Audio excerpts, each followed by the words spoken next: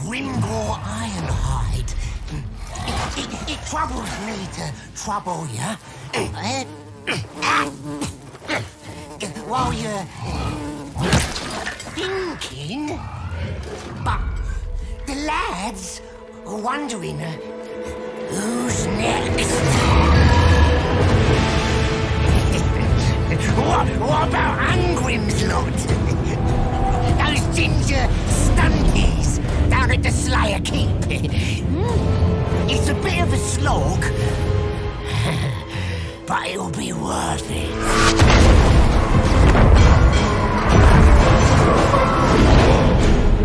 Unis then? I bet those pretty little cities burn lovely.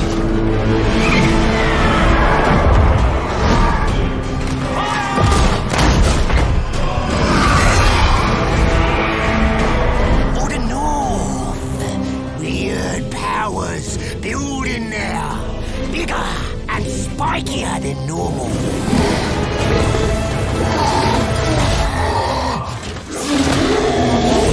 Time to move, boss. Time to fight. Give the order. Yeah, the order. Say it, say it.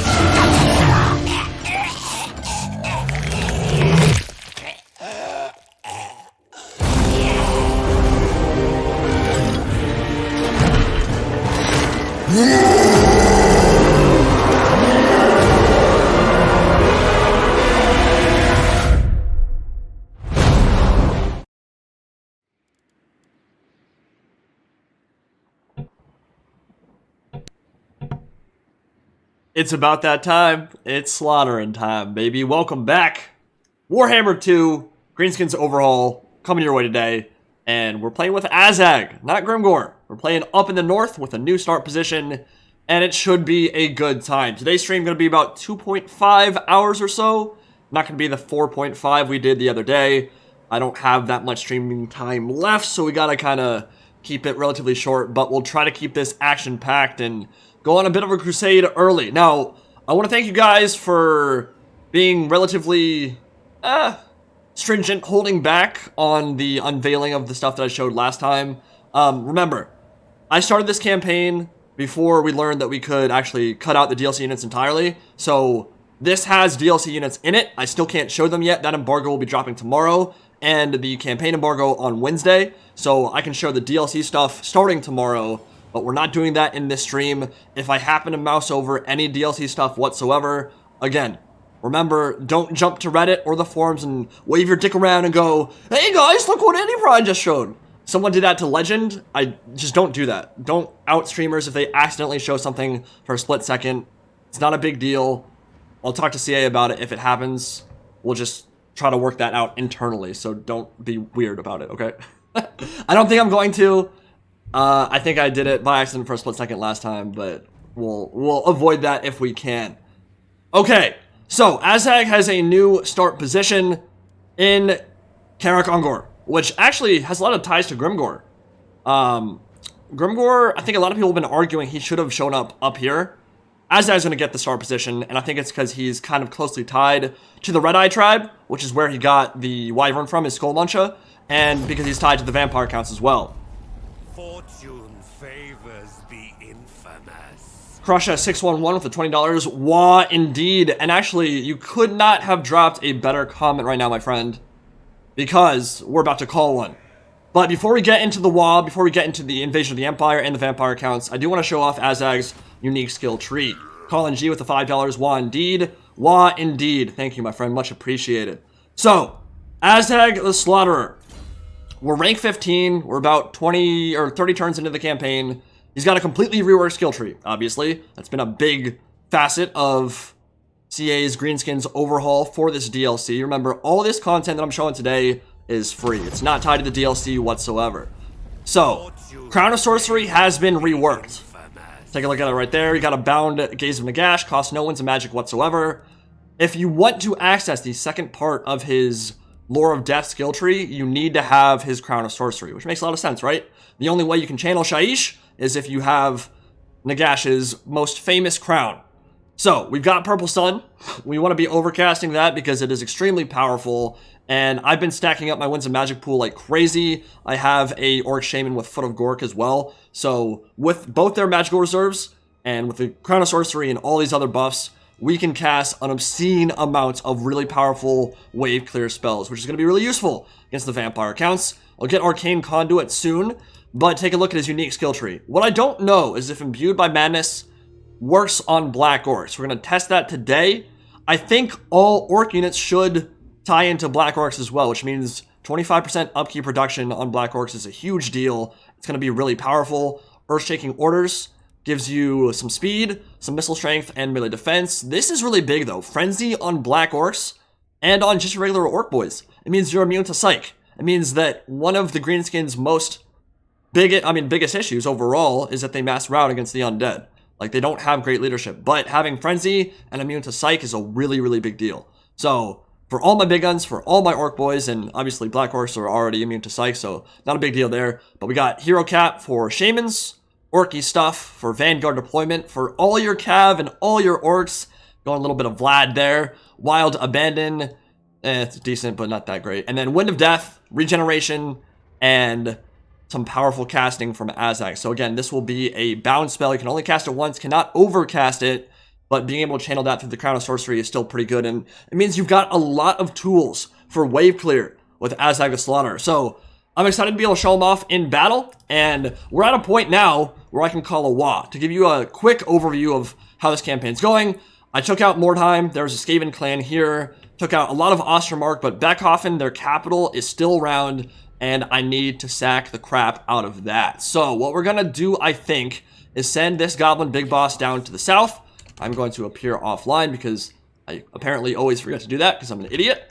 We're gonna go down here, we're gonna find Sylvania, but we're gonna call the WAAAGH on Backoffen itself because I need to finish that war, and then what I think we're gonna do is either sack it or raise it, or do something with it where we make sure that we're not going to get attacked from behind. We'll see if there's an army, a vampire count army in Kappelberg, but as soon as we've taken Backoffen, I think I'm going to go down south and take Sylvania. So, take a look at this Orc Shaman skill tree real quick. We're going to go, here we go, and we're going to call this WAAAGH on Backoffen right now.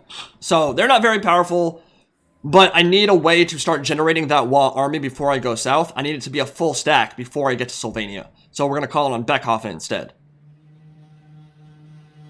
And we'll dedicate that to Gork because I have more melee troops. And now as we move through this territory, I'm hoping I'll get some Wyverns or some of the WAAAGH armies you've not been able to see yet. Let's see what we got to start. We already have a Wyvern. There you go. Okay, so you saw my upkeep did not go up. We'll see if it affects supply lines going forward. I think that it will. We've seen it's possibly there might be a bug there. I think Legend actually ran into it on his stream as well, so we'll see. But yeah, we're going to just march north right now and take out Backoffen. Yeah, there is an army there by Saved Gorst, so we'll be fighting a Strigoi right after, and then we might have the opportunity to just scoop by everything and shoot straight for Castle Drakenhof. Need to upgrade our heap of shiny stuff and our walls, but we'll save some money here because we might start running red at some point.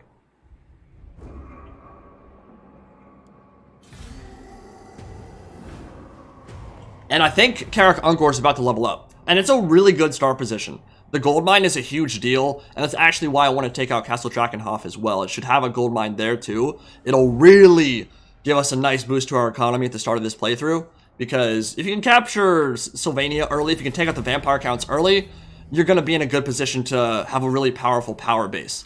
Now the issue, of course, is that they're actually strength rank 5 right now. They've probably got quite a few more stacks than I do. So as soon as this WAAAGH is filled up, and you saw the upkeep actually did go up there, we're going to be in a position where we could get attacked from the west and from the north if we scoot all the way to Castle Drakenhof. So we'll probably have to recruit a second army in Karak Ungor very soon. And yeah, once it hits tier 4, we'll think about getting some Black Orcs and maybe shift those into Azhag's army. Yeah, look at that movement, dude. That's not a lot of movement. The WAAAGH movement penalty is a little bit brutal. And I'm glad we have this WAAAGH because it looks like they're going to have quite the stack in Backoffen before we get there. So we'll have our hands full taking that for sure. I don't think I'm going to use Scrap on the Orc boys because I don't know how long they'll be in my army, but they do have Frenzy right now, which is a big deal. Does the upkeep go up after X amount of turns of units held in the WAAAGH army? I think it's entirely tied to the supply lines themselves. I think it's entirely tied to that. So I don't think they cost upkeep, because when you saw, I mean, I had 5 units right at the start, and there was no upkeep increase initially. It was still at the 2,100 or whatever I was making, and then this last turn is when it started kicking in. I think that's when supply line starts. It doesn't really make sense to me. I don't exactly know how it works yet, but I think that it's not working correctly is my best guess on that. But, I mean, we'll find out soon enough. I'm not going to upgrade Karak yet, but I am going to take a look at the tech tree because there are a couple things we need. Now, we have healing mushrooms. Casualty replenishment is the bomb titties for the Greenskins. It's a huge deal. And we have no complaining. That public order is also really nice. So the next thing I need, I think, well, we'll be building up Castle Drakenhof if we can nab it from the vampire accounts. So I think what we want to do is go for the construction cost, because we're not going to get boar boys yet. We don't have a lot of gobos. I think that's going to be the play. We already got a wyvern. Those wyverns are going to be a big deal when we fight the vampire accounts, because we seriously need something to deal with their air threat, and stuff like Vargeist can really take you to Pound Town pretty hard if you're not careful. If you take an aerial duel without enough wyverns there, it's going to get bad, and they'll mess up orc boys too. But that's why the frenzy is going to be so helpful. Immune to Psych is just such a big deal. God, they've made that army so fast. Alright, how's our WAAAGH? No more wyverns. It's filling up a little bit slow for my liking. Will the Lord red skills affect the WAAAGH army? We should have a couple points in Du Bois. Let me see. Yeah, we have one in Du Bois, and it's looking like it does affect it. They have 30 melee attacks, so yeah. Red skill trees do affect WAAAGH armies. Okay, so they can only get 2 more. Well, I don't know. I'm gonna lay siege to the city. I'm gonna see if the WAAAGH generates more troops as you're sieging. It should. So we'll get a couple battering rams. And we'll take a look and see if we get a couple more troops. So we have 11 right now in the WAAAGH army. It should be, I don't know, maybe like 14 or 15 after this turn. So yeah, I mean, our power base is already pretty good. Like, we're making good money. Just leveled this up. I'm not going to be able to afford Black Horse yet. Let's go cheap economic buildings for now. And Mordheim probably going to be under the gun soon, so we'll upgrade that too. This province is going to be attacked by the vampire counts very soon. So if we can make a ton of money from looting and occupying, or hell, even raising backoffen just so I can get this bonus right away, it's actually not even that, it's really not that good. It's really not that good. There's Castle Drakenhof. Okay, so it looks relatively undefended. That stack in Templehof is going to be filled up pretty quick. It is the undead after all. They like to raise dead. They're moving west. The vampire accounts are looking strong, dude. They've really expanded quite a lot this early. East Treaty. Oh, you're such a silly Billy. Any pride? Are you running any mods on this playthrough? No. We are on early access for the new DLC, so mods will not work in that scenario. Let's get stabby. When I get there, gonna stab. Well, you know what? I think Aaron might have done this recently. Mr. Stabby. Gaitente Almeida. If I butchered your name, I supremely apologize, my friend. Take a bit of love, my friend. I adore every video you make, and I love the Call of Warhammer and Third Age days too. Glad you go back to these mods from time to time. Yeah, if you have never seen my Call of Warhammer videos or ever played the mod, please go check out Call of Warhammer Beginning of the End Times. It is truly glorious. It kind of kindled my love for Warhammer in general. It was a great introduction to the Warhammer universe, got me into the lore, got me reading a bunch, because remember, I didn't play Warhammer Fantasy before Total War Warhammer was announced. I really got into it when it got announced because I'm a Total War fan first and foremost, but let's just say I'm glad I did. I'm glad I got into the universe, because it's been fun And I've had a blast over the last couple of years covering this game. Alright, we did get more oh, we got a second feral wyvern. Oh, yeah. So, what we're gonna do is just fight it. I mean, I think we've got enough to just take this outright. Halberds, great swords. Yeah, this should not be an issue, I don't think. Especially with the wyverns. To goon out stuff.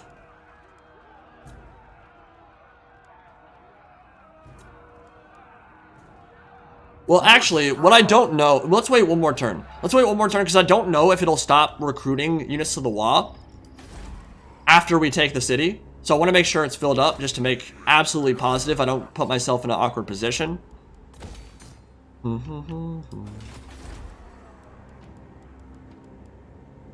Yeah, I really can't afford to get that Black Orc barracks right now. Let's level this up one more time. And then we should be in really good spot. Yeah, next turn we'll take the city. And then it's straight south. Alright, lava spiders, your thoughts? Backoffen instead of backoffen? Okay, I'll try to keep that in mind. Lava spiders. I do agree with people. The Howdah on the top of the Shelob is a little bit weird, considering she's made of fire and death. She's a servant of the secret fire, wielder of the flame of honor. Dark fire will not avail her. Flame of voodoo. But besides that, I mean, I think the actual gameplay for them is pretty cool. Now, I do agree there's kind of an Age of Sigmar element to it. Like the fire kobolds and all that's a little bit more high fantasy than Warhammer fantasy often gets with the Greenskins. But I like them, dude. Like, you saw the Shelob in the last match, or in the last stream. Like, she just went in, dropping the Arachne Eruptions around to her and just blowing everything into Kingdom Come. Pretty satisfying for sure. Krakatoa style. Alright, let's do it. Got a bunch of wyverns, got a bunch of orc boys. Allergies are kicking in for me right now. I took some Zyrtec this morning, so hopefully that'll clear my sinuses up a bit.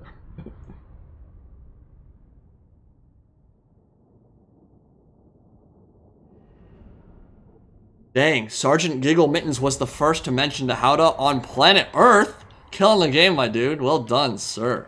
What a beast.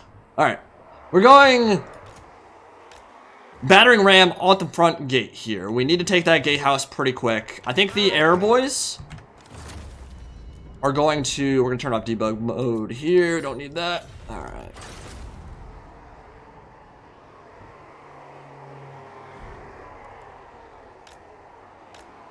Yeah, the air boys are a big deal for these early Greenskin armies. Especially before you get Frenzy. This is the best way for me to take out large single entities, take out great swords and stuff that are really going to mess me up otherwise. I don't think I need to have the big gun on the battering ram, though. We'll let someone else take that. Let's fix that real quick.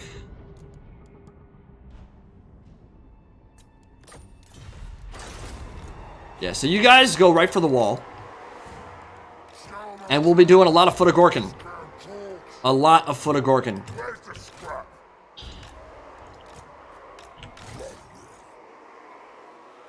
Why no GCCM mod? I cannot run mods on early access. They do not work. It is a new patch. People have to update their mods beforehand. So there is no modding when we're playing in early access DLC.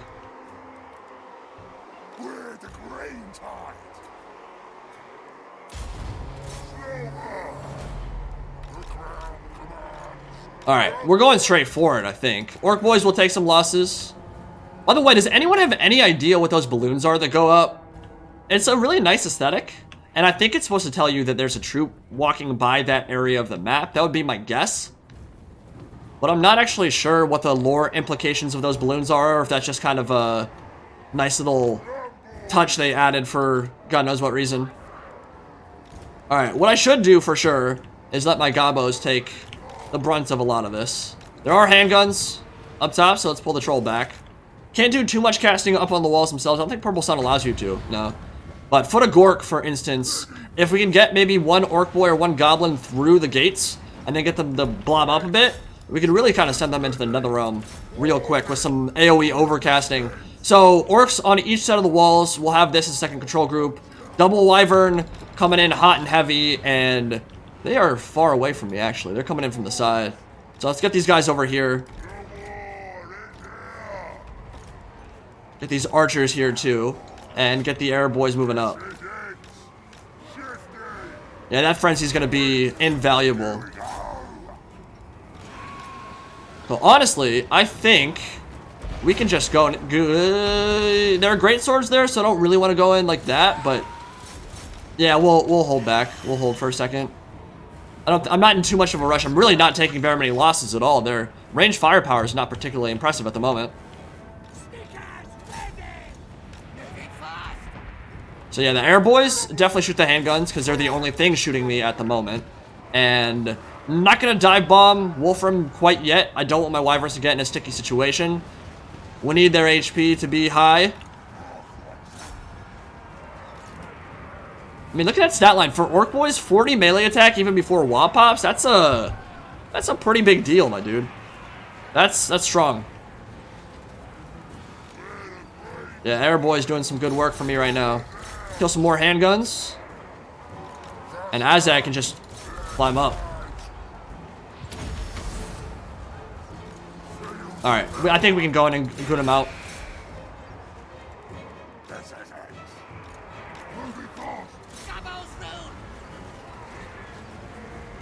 That is true. Yeah, if you cast a vortex right here, it should damage the people up top too. And actually, I'm thinking it might be purple sun time already. What do you guys think?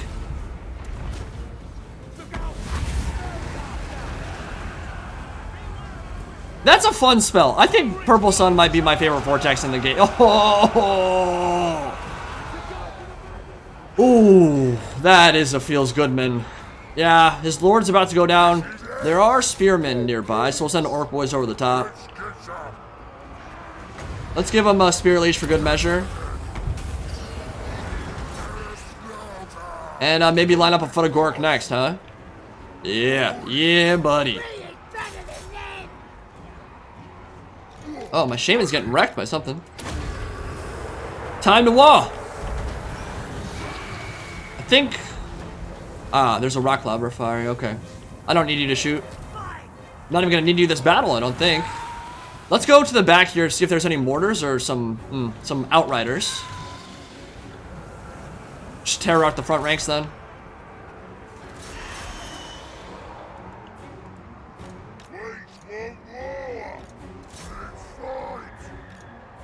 Oh, he's on a board. That would explain why. Alright, we're through the gate. Oh, you guys are running through. What are you guys doing? Get back here. Get back here, you idiots.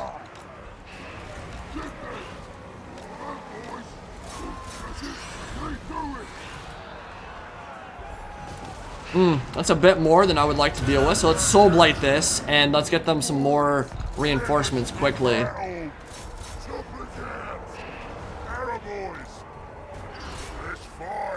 Yeah, Wyvern's starting to look a little bit bedraggled.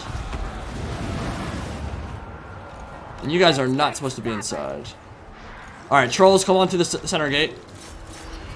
We can deal with those spearmen.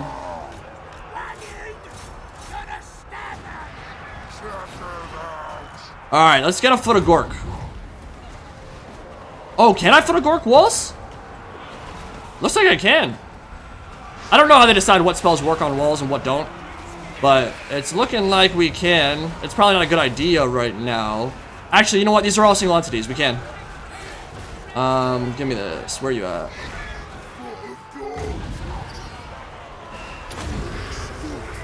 And then let's pull the wyverns out.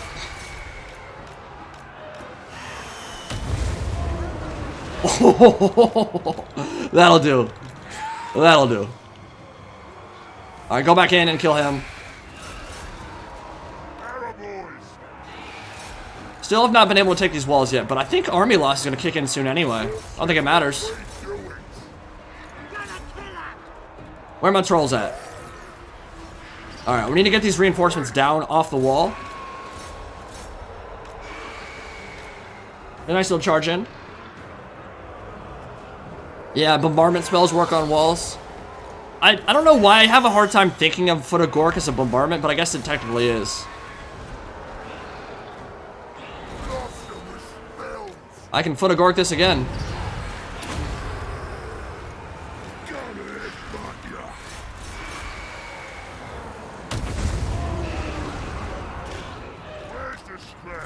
There we go, that's a mass route. That should be enough. Spirit Leech him into the Nether Realm if we can. There we go. See you guys. Okay, so that was pretty simple. Backhoffen's fallen. And now I think we aren't going to be at war with anyone. I think that should be their last settlement, which means they should be dead. And they were the only faction I was truly at war with at the moment. So we'll take a couple turns to make sure we secure it. And I guess it depends how much money we make from sacking or looting or that kind of thing. If it's a decent amount, it might be good to just get some in the bank. This is the capital city to my secondary province. So it might be worth it to keep it relatively leveled and not raise it to the ground. But oh, you can make so much money if we loot and occupy or sack it first. I think we'll loot and occupy just so I have it under my command. Yeah.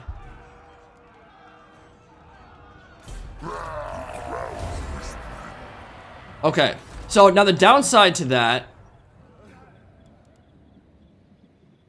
is that we have to defend it, which might be the realm of a secondary army that comes over from Karak Ungor. That might be the play. We leveled up with Azhag, and we are... Ooh, Skull Muncher. Yes, please.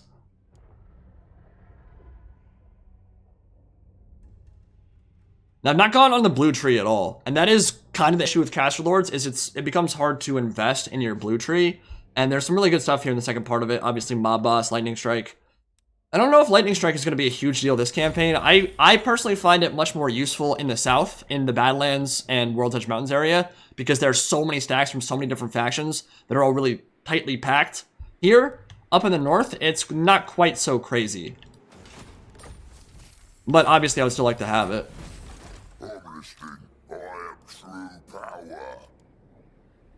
I have not noticed my upkeep get changed, so I wonder if they push something behind the scenes. I'm not sure.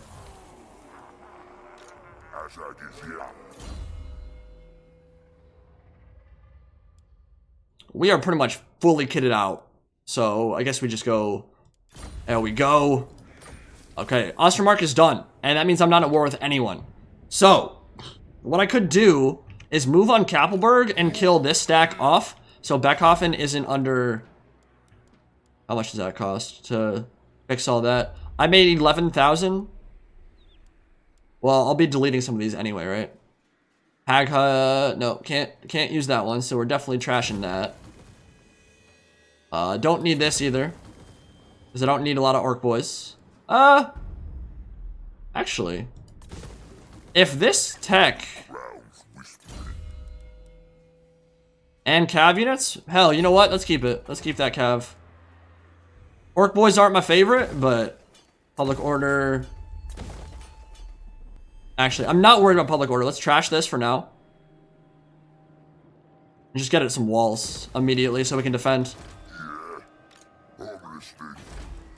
Actually, I'm trashing that, so we'll keep this and then get walls in that slot. Okay. I lost something. I guess an orc boy. 2,300 people on stream. What's going on, guys? You on the right, you're bad. I'm not mousing over you. Oh. Okay. Orc boy. God, 22 melee attack. That's for 2 turns too. Why is that 2-turn recruitment? We'll just go orc boys. Whatever. Alright, Drakenhof. Upgrade this stuff. Making some good cash monies right now.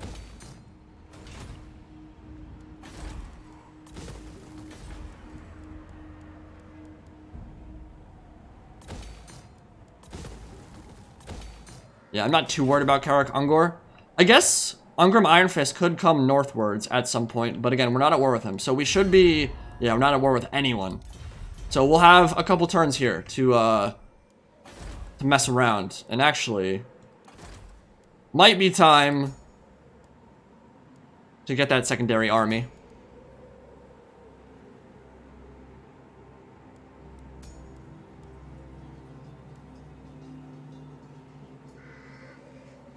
Am I going to paint the map in this playthrough? Well, this stream will only be 2.5 hours, so if you guys want to keep seeing the stream afterwards, after the DLCs come out, we can think about doing that. But for now, I don't know about painting the map. Right now, we're going to be painting Sylvania.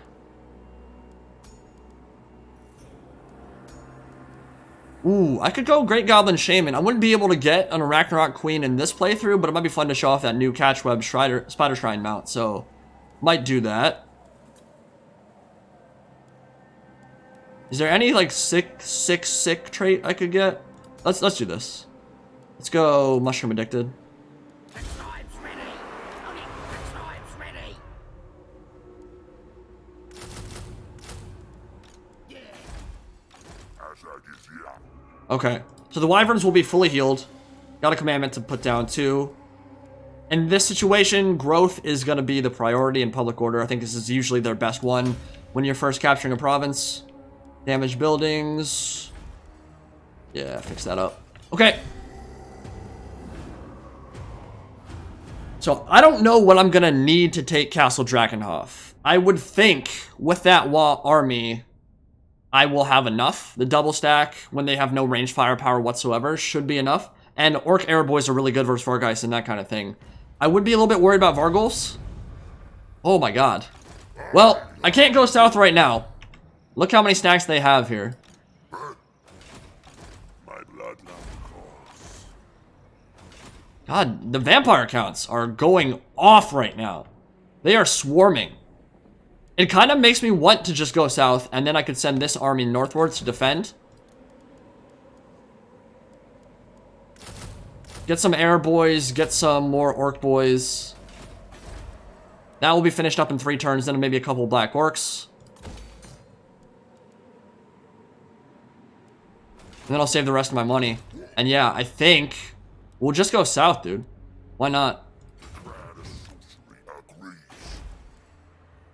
They like me, actually. Diplomatically, you get that plus 40 bonus to vampire counts on the diplomatic skill tree because you're kind of Nagash's puppet at the moment. So I don't think they're going to attack backoffen until I declare war on them. How long? I can't answer that yet. Drakenhof does have quite a lot of Graveguard. Yeah, the Graveguard are going to be the biggest issue. But we've got like 40 melee attack orc boys.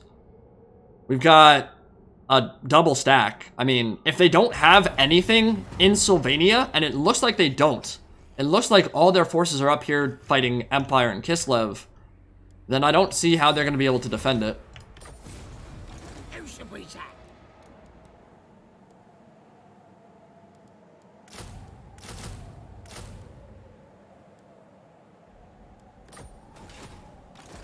Crowds whispering. Roland. And we are immune to vampire corruption as well, which is incredibly useful.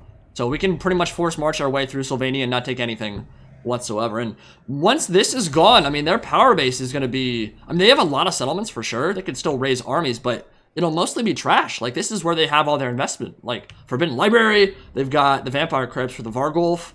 They can't recruit any of that stuff, and then we'll have a gold mine. So I think I'm playing this correct right now. What do I need? What do I need? But you show the faction traits? What do you mean faction traits?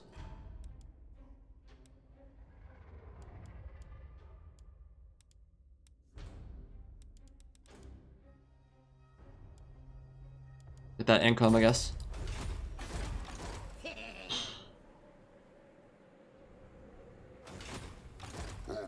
Yeah, Castle Drakenhof is wide open for the taking, my dude. That's going to be pretty satisfying.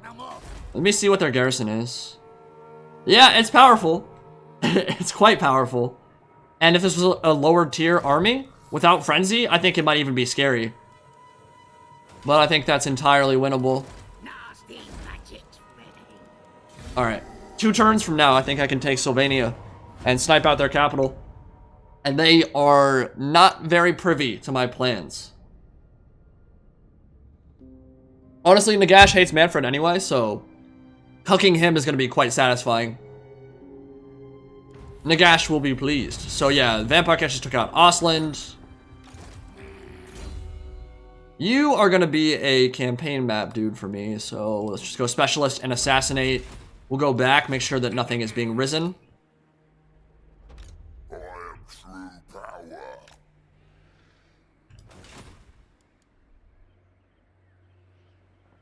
I disagree. I think fighting the vampire accounts is the most fun. Yeah, I mean, vampire accounts have this all covered. We'll get to that at some point anyway. But this is a really good settlement. For Azhag, for anybody. I mean, Castle Drakenhof is really, really nice to take because of that gold mine.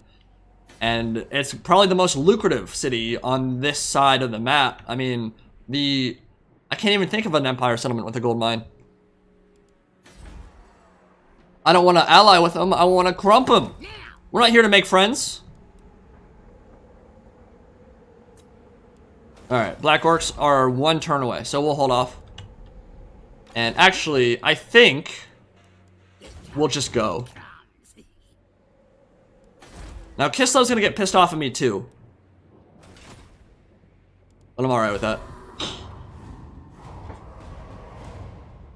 Yeah, and that Vampire Corruption immunity is a huge deal too. Because there's not very many factions that can easily walk through Sylvania and just have a grand old time. But Azhag doesn't care. We just force marched our way through in 2 turns. So what extra units did we get?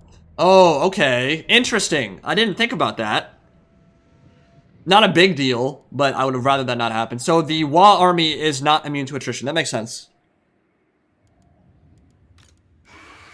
I'm glad they didn't get butchered more than that. That could have been bad. Okay. Now they'll see.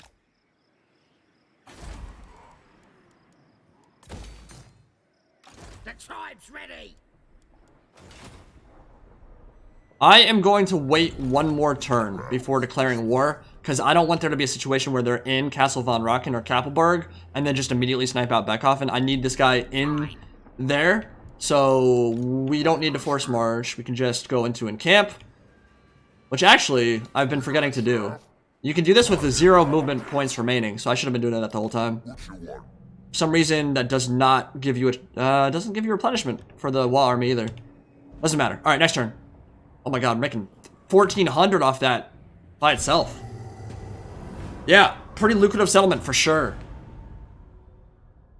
Yeah, only Azhags. I guess that's not a faction-wide trait. Or it could be another oversight. I don't know. We could test it with a secondary army and see. It kind of makes sense that it would only be Azhag and not his underlings, but let me see. Yeah, I think that's an Azhag only trait. If you look right here, yeah, immune to, yeah, vampiric attrition immunity, Lord's army. So only Azhag, no one else. Azhag is here.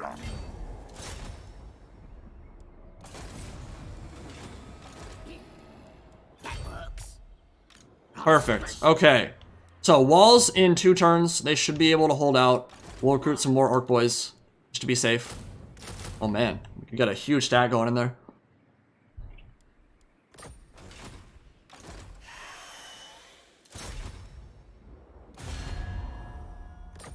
And they might have lost a stack too. They were a lot more on that balance of power. They were more powerful than that. So, oh, strength rank 2 though. Okay. Well, they won't be after we take this.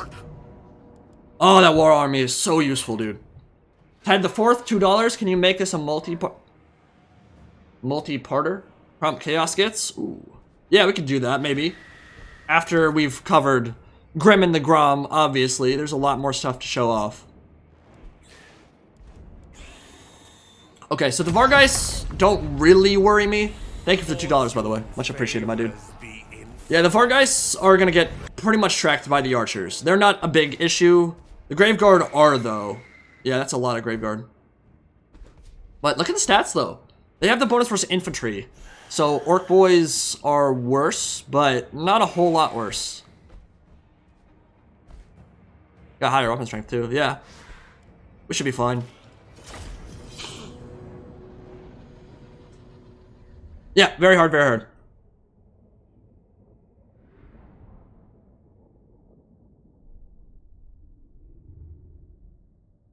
I like to crump some gits, crump some gits, crump some gits. Alright. So, we didn't use our catapult particularly well last time. I could think about punching a hole in the wall.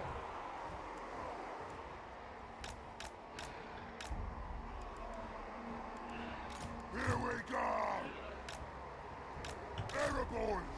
take a look and see what their towers are doing to me, because they might mess me up a little bit. I think it was a tier 4 settlement when I attacked.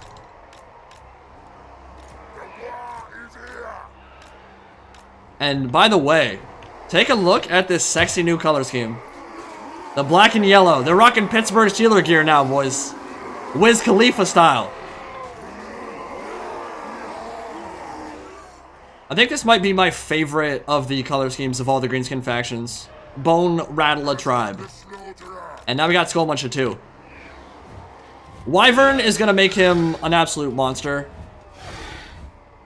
I mean, that's just so much utility when you talk about your speed, ability to get anywhere you want on the battlefield and drop a purple sun, like, and his stat line. I mean, the melee defense is pretty bad. I wouldn't mind getting a little bit in his yellow tree to buff that up a bit, but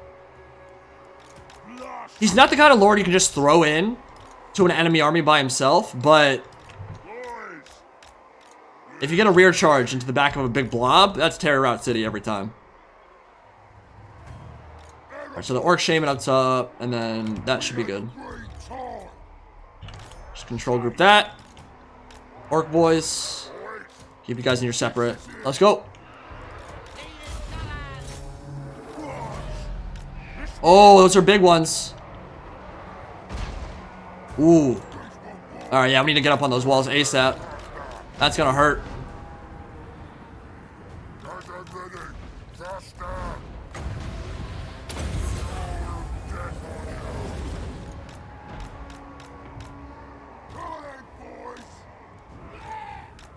So if you're wondering why I'm Spirit Legion Karen Race, it's because they have low entity count, and they're obviously very susceptible to magic damage, so getting a little bit of damage on them will be good. Azhag's starting to get hit by the tower, so let's be a little bit more careful. I want to get that regen trait really bad. The Dark Nimbus for Azhag is going to be a huge deal. Skull Muncher with regen is a serious monster. And we'll keep the Wyverns all together.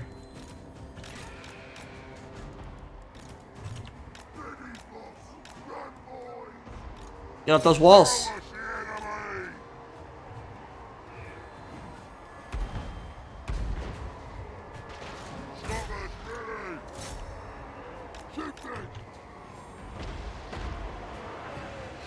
Okay, hello? Let me... Oh my god. What's going on?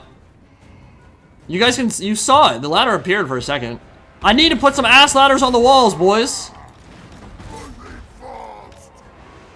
The trolls beat up on that. And actually, we could have all three go kill the gate. Now, I'm a little nervous about what happens if we... Ooh, they're Spirit Legion me too? What a bunch of dicks.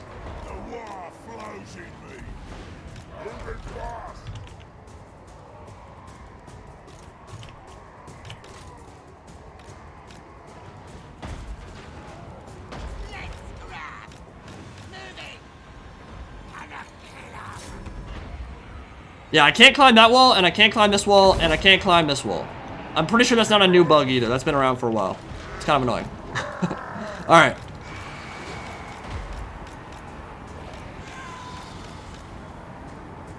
The poor Wyvern is starting to get messed up. Can you go in? Dude, he's getting shreked. AI almost never uses Spirit Leeches on single entities. They're usually really dumb. They're being good right now. Alright, so he's not going to be long for this world if that keeps happening. So the Karen race are going to mess me up, but I do have Fists of Gork, which is a nice way to counteract some of that. So we'll wait until we have a engagement with the Karen race, and then Fists of Gork right on top for the magic attacks will be really useful. Yeah, just get up there. Okay, here they come. Might need to take an aerial duel here. I'm a little scared about what 3 Vargheists could do to me in the air, though, so it's probably better to just stay back and... Oh, the trolls are through. Is that the gate bug? Or is it dead? I think it might be dead.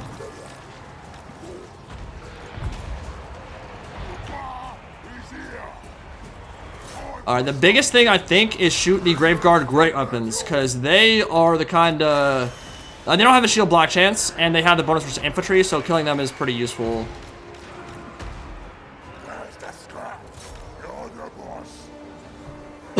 Excuse me. Yeah, these orc boys are gonna get, or the Graveguard are gonna get shreked. My wyvern is about to die. Does it matter? €5. Put the ladder you need to aim for the corner of the wall for the pointing tower. Corner of the wall.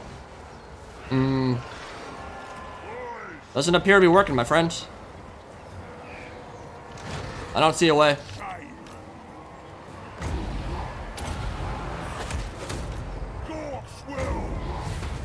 Ooh, that's probably worth it.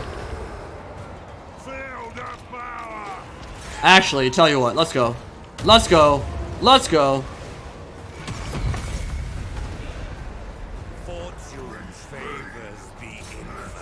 Thank you for the donation, my friend. Much appreciated. Yeah, we got some really, really good gooning potential here. Lord should die almost instantly. We'll Spirit Leash him for good measure. And yeah, no more Spirit Leashes my way. Probably should have done it earlier. There's another one. There's a lady. That's why.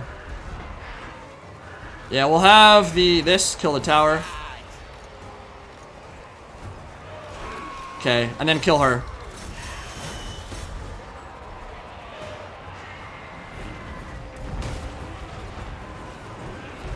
Ooh.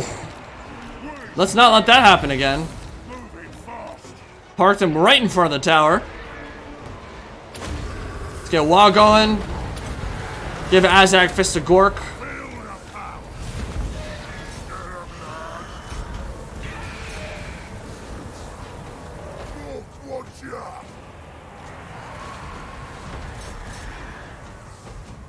Yeah, we're looking good.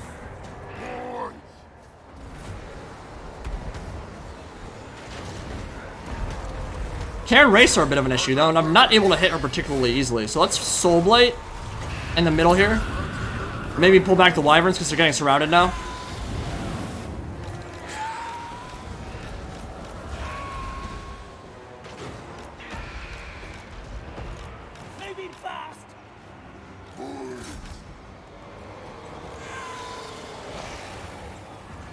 What do I think of the crumbling mechanic? I think it is objectively better than routing in every circumstance, period. Which, I don't know if it should be a benefit overall. I think it needs some looking at, for sure. It's objectively better than routing because your troops will fight to the death. They become functionally unbreakable. So that's why zombies and such are so powerful, is they're able to keep fighting even when they're in bad situations. Now, yeah, they'll crumble out, but that takes a lot longer than routing. And routing instantaneously, you stop doing damage to the enemy. Right away. That's not the case with your average crumble mechanic.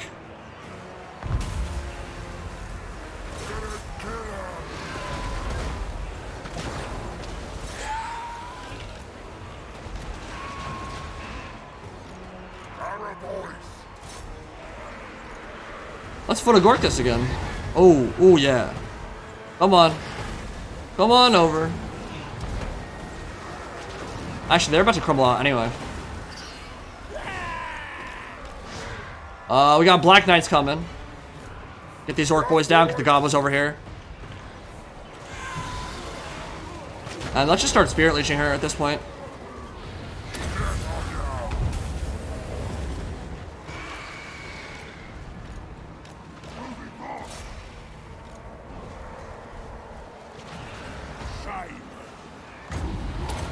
Fist of Gork for Vorgaz's orc boys, and watch these Karen Raches start melting.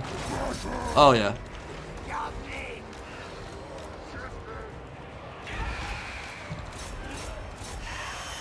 That should be Crumble City real soon. So, I'm gonna move my archers inside as soon as the calves gone, and we can then push up to about like maybe here, and just snipe them out. That'll be pretty nice.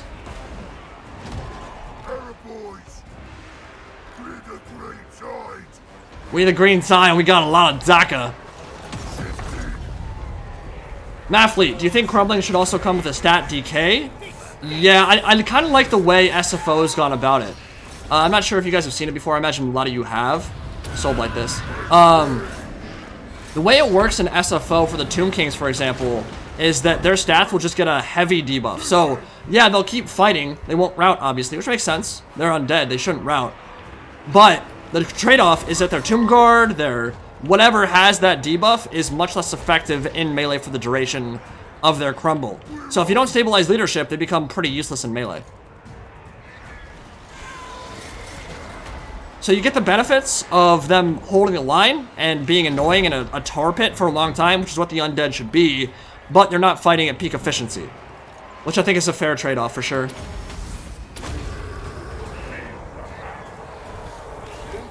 Okay, here we go. I need to get you guys out of there immediately. Run! And the air boys and all these archers need to get ready to shoot. I'm gonna need to pull them backwards a bit. Yeah, this Vargas attack's gonna hurt. Alright, trolls, go deal with them. Alright, now they're committed, now we can go in.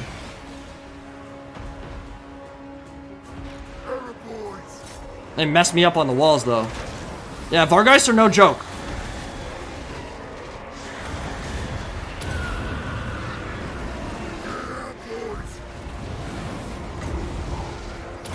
There we go. Should put them in the cut. Put them in the ground pretty quick, though. Yeah, that's Crumble City. They're gone. See ya. All right, that's huge. So, Castle Drakenhof under my command now. That's a gold mine. That's a big economic boon. There's gonna be a lot of... I mean, Vampire Cash just got their capital city sniped out, dude. Now, I don't know if I want to loot it yet. We'll see what the money is. I bet it's gonna be really good. But I don't know if it's gonna be worth rebuilding all those buildings. It might cost too much, so... We'll see what the trade-off there is. Yeah, Azhag only got 40 kills, but... Huge impact there for sure. And didn't lose any wyverns, so... Probably lost a few boys. Not a big deal. Yeah, Vargs in an air fight, like 2 or 3 of them together get scary, for sure. They have really high weapon strength. And they'll get that full surround off. Big reason why that Bretonia versus Vampire Count's air game duel can get scary for Bretonia. Now, if they go full air, Brett should win that, but in a situation where you don't go full air, Vargeist and Terrorgeist can become a huge issue. Alright, lost a few boys. Oh my god. I could sack that for 50,000. So, if I sack it and then come back and occupy, then that leaves me in a situation where they're down 2 levels. The city's down 2 levels, that's probably not worth it, but looting and occupying will send it down 1, and we can probably make our money cost efficiently back that way, so I think we'll do that. Thank you, Arcane Elysium. Much appreciated, man. If you loot and occupy with Greenskins, there's a chance it doesn't rank down. Yeah, I think we're going loot and occupy.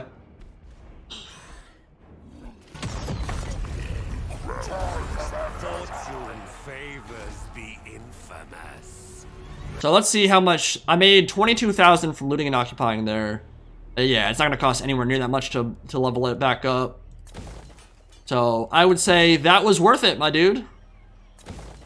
Yeah, get the growth there for sure. This is actually a well-created city. There's not a whole lot of changes I need to make here. Walls would be good. Alright. Now, I do have to pay attention and make sure we don't run over my time limit, because I am limited to 2.5 hours. So we started, I think, at about 11:40. Yeah, so we got some time left. Ryan, with the $20 Canadian, what potential Lord Pack DLC matchup would you like to see most for Warhammer 3? Ooh. So I haven't talked about Lord matchups or DLC matchups in Warhammer 3. That's a really good question. What would I like to most see? Well, it depends on what starting factions we're getting, right? I mean, I made that prediction video where I talked about how I thought it would be all 4 Chaos God factions, but without a lot of Lord picks. So they'd only have like 1 Lord each, and then Chaos Dwarfs, Ogre Kingdoms, Demons of Chaos Undivided, and then Kislev. I think if we get a situation where we maybe get 2 DLC factions that are Chaos Gods later down the line that aren't there on launch day, it could be something like Slaanesh vs. Khorne, I think would be really cool. So like, you could go the Mask of Slaanesh versus Ulzul Skulltaker, would be really awesome. And thematic. They don't have a pure rivalry, but their gods do. Outside of that, though, I mean, even something like the Ice Queen versus Egram von Horseman or something like that. Like, any Chaos faction that's renowned for attacking Kislev would be really cool to match up against Kislev. I'm special. I mean, imagine that. Like, we get Bearcav and Zorina Katerin fighting against, like, a Tzeentch army coming down from the north. That would be pretty goddamn epic, I'm not gonna lie. The tribe's ready.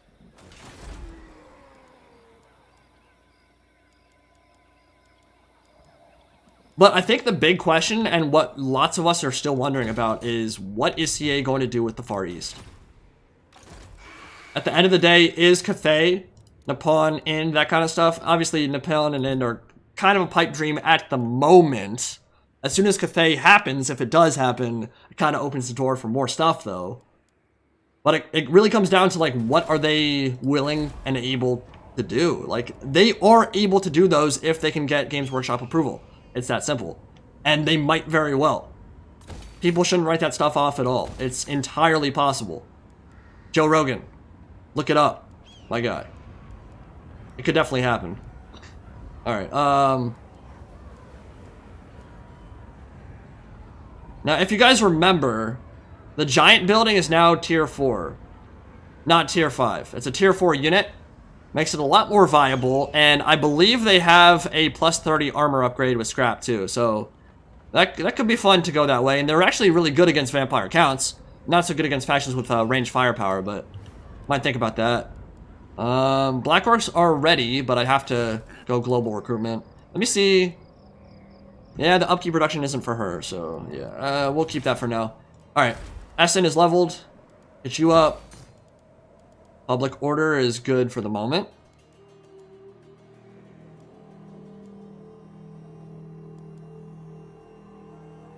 Now, I do still have to worry about the public order penalty from corruption. So, from that standpoint, it is probably worth getting some more of this untainted. But we'll hold off on that for now, and instead... yeah, get that boss tent. Get a little bit better public order. Alright, Azhag leveled up. So, I think the game plan now is work towards Darkest Nimbus.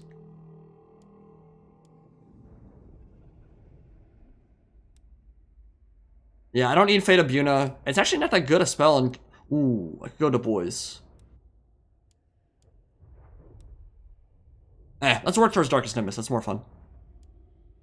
Yeah, Vanguard deployment for my entire army. I think that's alright. What do you guys think?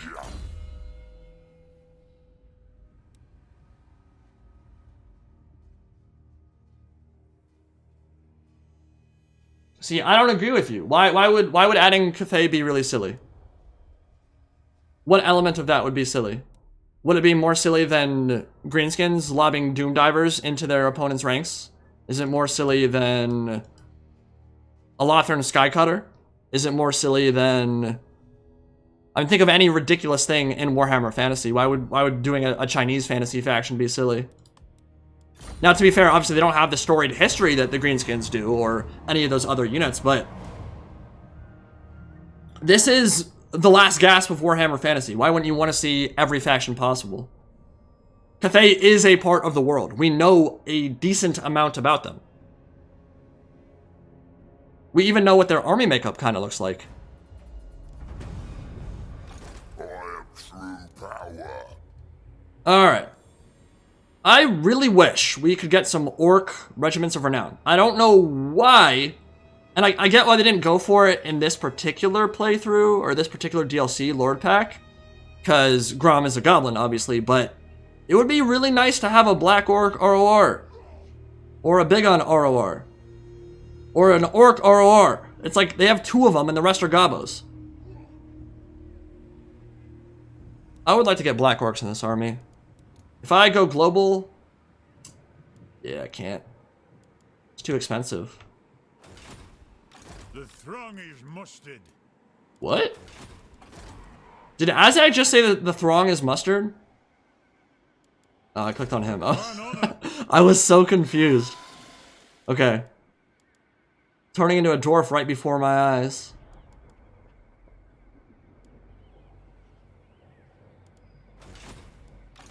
The All right, we'll get some regen. We'll go on Eschen, Waldenhof, and then we might force march back to Karakong or get some Black Orcs.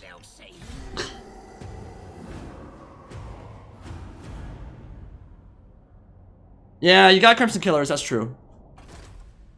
But like, look at the numbers overall. I think it's literally 3 orcs. It's the Crimson Killers. It's the Boar Boy Big Guns, and then is there a Savage Orc? Or I don't think so. It might just be two orcs, which is kind of lame.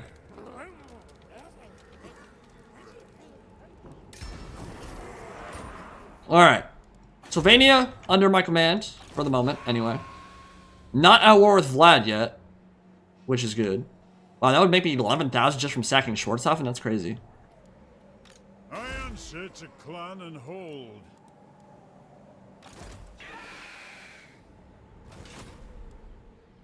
Alright, so the vampire counts are beginning to show up in Kappelberg and Castle von Raken. So what I'm gonna do here is chill. Oh, you know what? No, we could just get aggressive, maybe. Let's be a little bit safe and build up the walls first.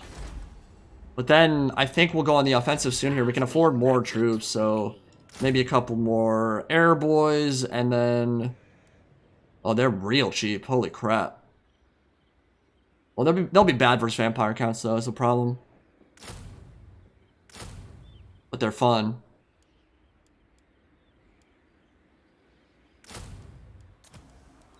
Yeah, they don't really have a back line to worry about, so I'm going to say negative on that, Ghost Rider.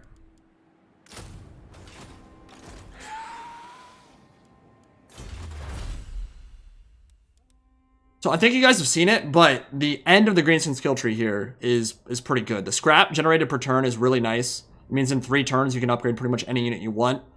Though passive WAAAGH building is huge. That's a big deal. +5 per turn. I mean, that 20 turns you get an automatic WAAAGH even without fighting battles. Grishoved, if I butchered your name again, apologize. Please ban. I'm not seeing any spamming yet. I'll take a look and see. Thank you for the donation, my friend. Much appreciated. Let's go. Ooh. Toothy weapons, bigger, better, root rank.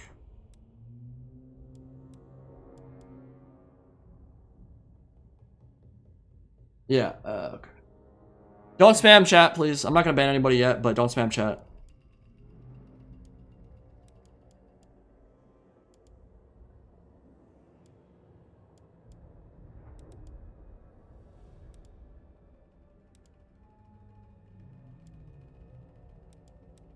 I'll tell you what. We do have a Orc Boar Boy building, so let's go for this. Pay some scrap for it.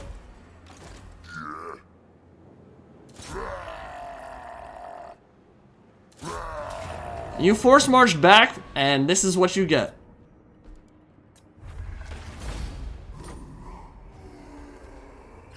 Oh my god, we can make so much money.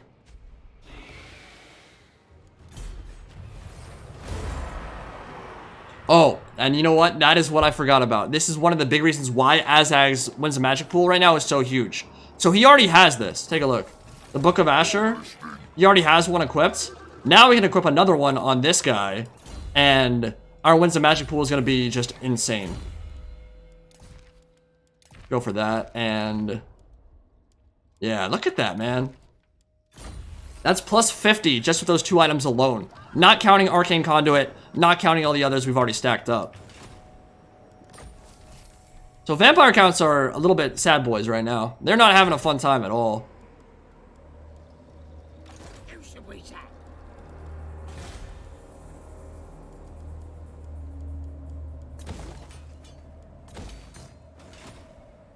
And we'll use you to scout and make sure that they don't come out of the west from nowhere. When I gets there, gonna stay.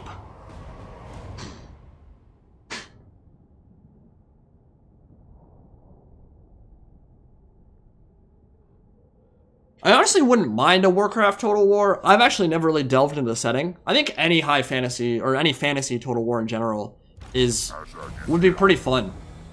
We've already seen, like, variety is the spice of life, and it's super cheesy, and it's kind of a meme at this point saying that, but it's completely true. Like, the idea that you can take all these incredibly disparate factions, there is more to do in fantasy. I'm not saying that fantasy is inherently better, because there's lots of elements of historical Total Wars that fantasy can't hold a candle to, but there are a lot of settings that really fit well with the Total War formula. There's just no other way to put it. Alright, let's move you to Krugenheim. Start my slashes. Nada. Zhug off. Nada. Let's get stabby. Actually, Warhammer 3 will finally reveal that the Warhammer Fantasy World... Oh, you guys, chat's moving quick. The biggest new faction will be Emperor of Mankind, Reboot, Guilliman, the Girly Man, the Ultramarine. On it. Dude, you guys know my thoughts on 40k. You know I want it. Fortune favors the infamous. Thank you for the donation, my friend. Much appreciated. Okay, so we've got Eshin. We still got the WAAAGH army, and this is why I like doing what I just did. I think I made the right call there. Calling the WAAAGH on the Empire to make sure I generated the WAAAGH army before I got down to Sylvania is really helpful, because I'm just like marching through their territory. I don't have to fight these battles, man. We'll get Dirk and Squigs. We'll get... you know what? These two are probably worth it as well.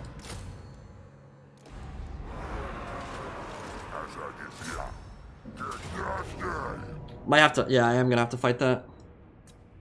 So the WAAAGH army does not appear to replenish. Which... I don't know that I like that.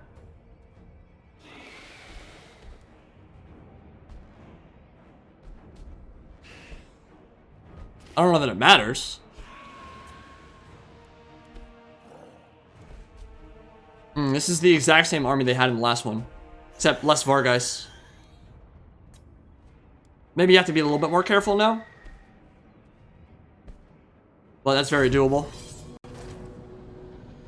How would I feel about a Total War Age of Sigmar with the 4 starting factions? Stormcast Eternals, Nighthaunt, Slaves of Darkness, and Gloomspite Gits.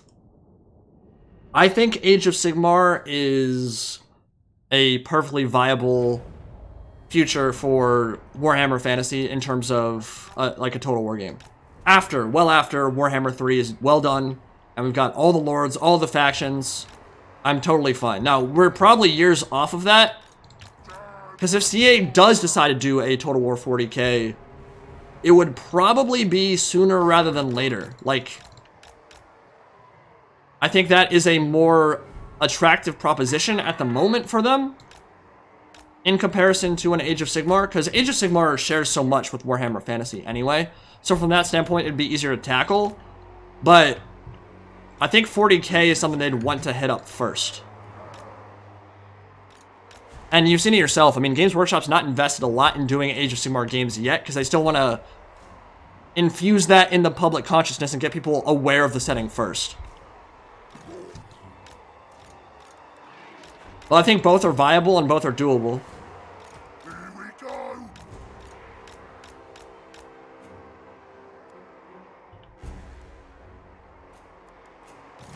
Alright, Trolls and Orc Boys, you guys are going to go right for the walls, or for the gate, rather.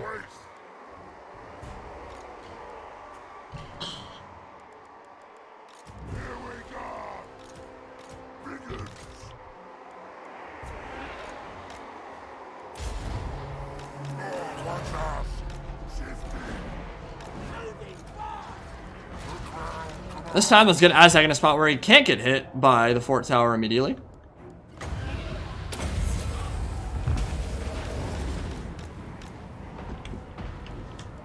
And let's give her a little gaze and a gas, shall we? That's not gonna hit her. Oh, it did. Wow, that did some good damage too. Hell yeah. Okay. I agree, dude. From a financial perspective, it just makes sense. And you can argue that it'd be too hard for the Total War formula, X this, X that. You can argue it as much as you want. At the end of the day, they are professional developers with a storied history of making crazy games. And I fully believe that Creative Assembly has more than enough tools to make a 40k setting work in the Total War formula. Straight up. It really just comes down to whether they want to or not. And this is why you do not use single entity sniping abilities on vampires of the Lore of Death or vampire ladies in general, because they don't care. That immortal horror gives them regen, and then you can't, it's just not worth it. So I'm gonna lose that wyvern real soon. Yeah, Spirit Leash my orc boys, please, thank you. We'll just hang out right here for the meantime.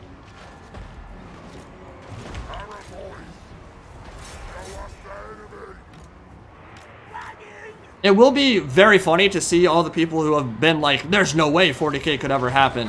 If and when it does happen, it will be pretty satisfying to hear what they have to say.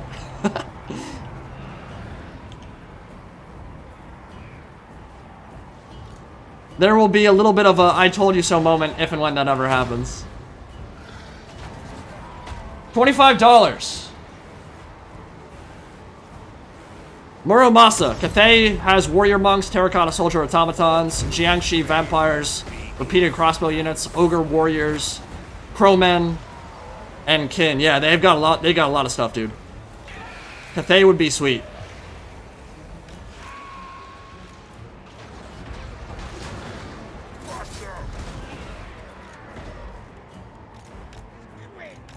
All right, let's gork some stuff, shall we? Alright, this is not going to do a lot of damage, I don't think, but we're going to try it anyway. Because we got the Winds of Magic to try it.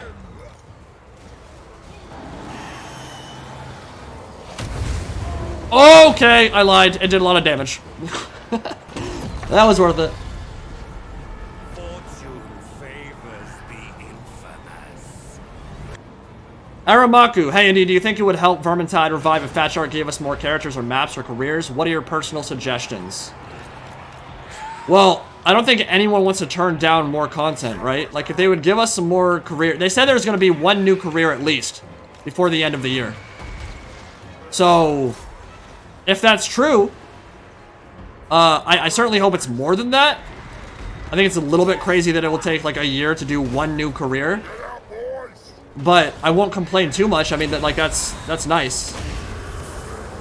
What are my suggestions overall? Well, I have quite a few, and I could really talk about it all day, but I think the big issue right now, and as much as I want to see versus mode, and I do, the big issue I'm having is that Fat Shark continues to invest a lot of time, effort, and energy into game modes that don't improve the base game. Now, Drakenfels was a nice departure from that, in that they made some really, really nice maps. And they're free, so it's really hard to complain from that standpoint.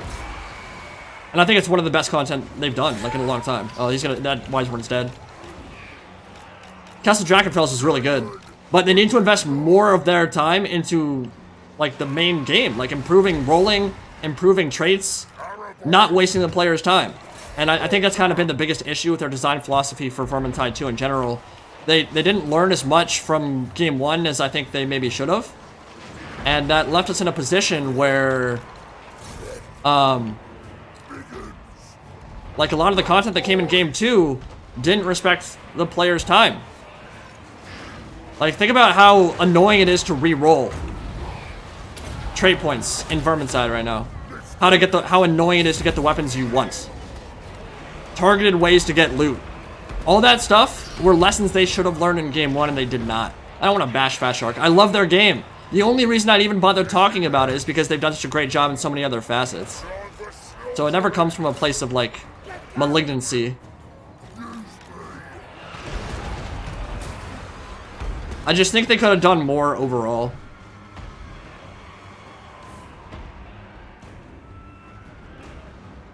There was another donation that I think I missed. Yep. Lazarus, $2. Total War Horus Heresy would drown them in money. Well, okay. So the Horus Heresy thing, it would make it easier to do, right? Because you've only got maybe 4 factions to worry about. Eldar, you could go for the Mournival and for the Sons of Horus, or the Luna Wolves as they were known before that. And from a faction standpoint, like, way easier to start out with. But the problem is, you can't iterate off Horus Heresy the way you can with Total War Warhammer 1, 2, and 3, right? The biggest issue with Horus Heresy is that there aren't a lot of factions you could do for a 3-game series.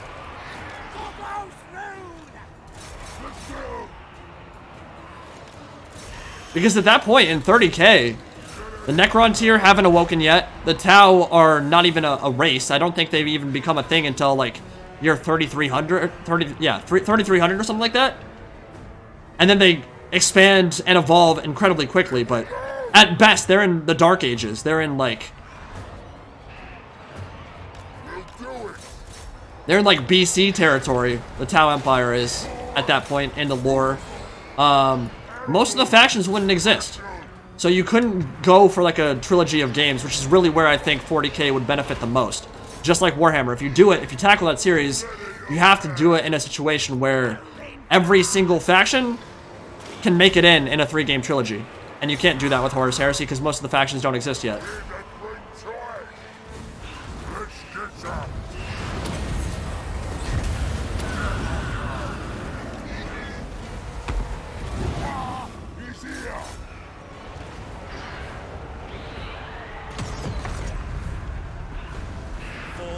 Last Defender of Zodal. Nothing is easier money making slam dunk than Lord of the Rings Total War. I can't disagree, man. Lord of the Rings is another fantasy setting I would very much like to see. Now, getting the IP is the big factor there. That's the big problem. Can you get that IP? Tolkien Estate is not the easiest to make to make money off of, right? Alright, let's send in the Dorkit Squigs.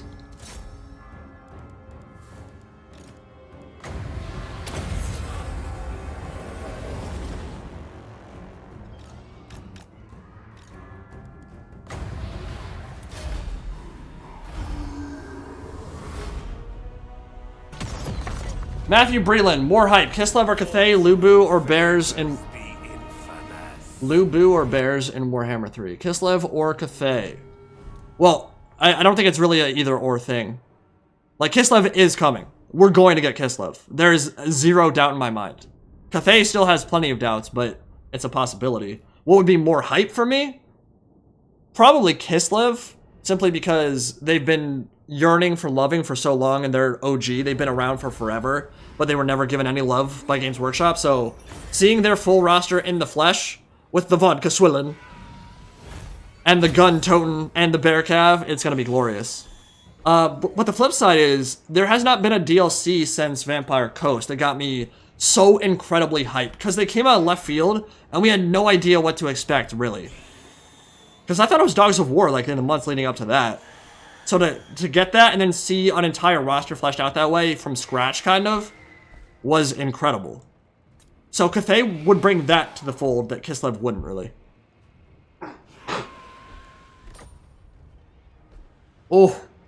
Oh. We're rich, boys. Thank you for the donations, guys. Much appreciated. Yeah, so that's the weird thing about... I don't know if that would work. Can you really go Horus Heresy and then expand it into 40k? Like 10,000 years later? Everything changes. The armor for all the factions changes, the aesthetics changes, the technology changes. Like, I think it would get a little bit weird if you made that jump from Game 1 to Game 2 and Game 3. I don't think you need to start in 30k. As nice as Horus Heresy would be, and as good a framework as it would leave at the start, I think that it would just be such a weird jump that it just makes more sense to start it in 40k. Alright, what do we go here? Well, we can get these 2 points and then get Darkest Nimbus next.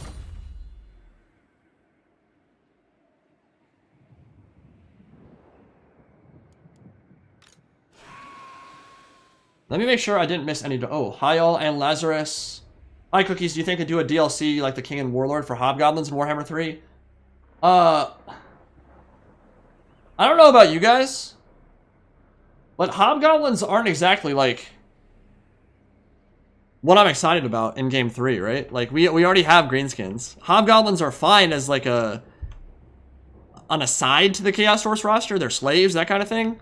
That secondary aspect of their roster, but I don't give... I mean, if I'm being completely honest, I really just don't care a lot about them at all. I'm not expecting a Hobgoblin Khanate faction. I think there are more interesting races to do. They're not that different than Greenskins. They don't look that different, they don't play that different. It just wouldn't be that interesting in my opinion.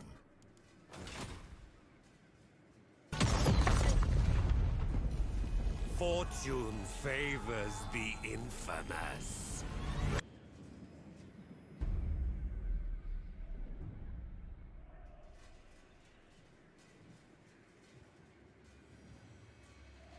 You guys are going too fast for me, man. I can't keep up. Thank you so much for the support, guys. Much appreciated.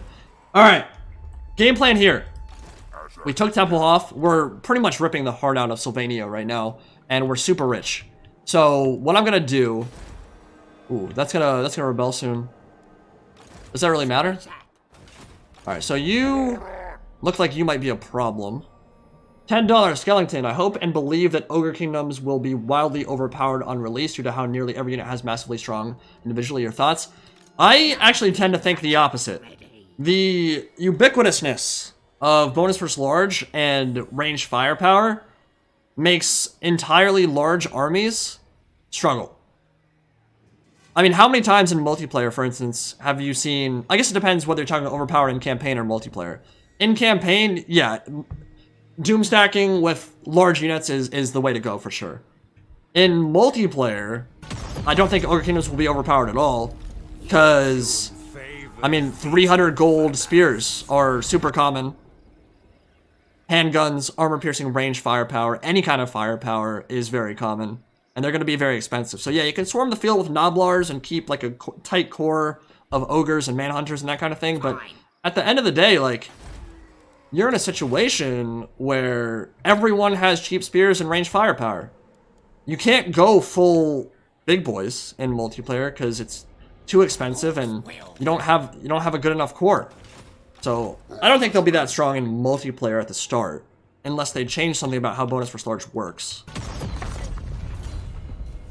Fortune favors the infamous.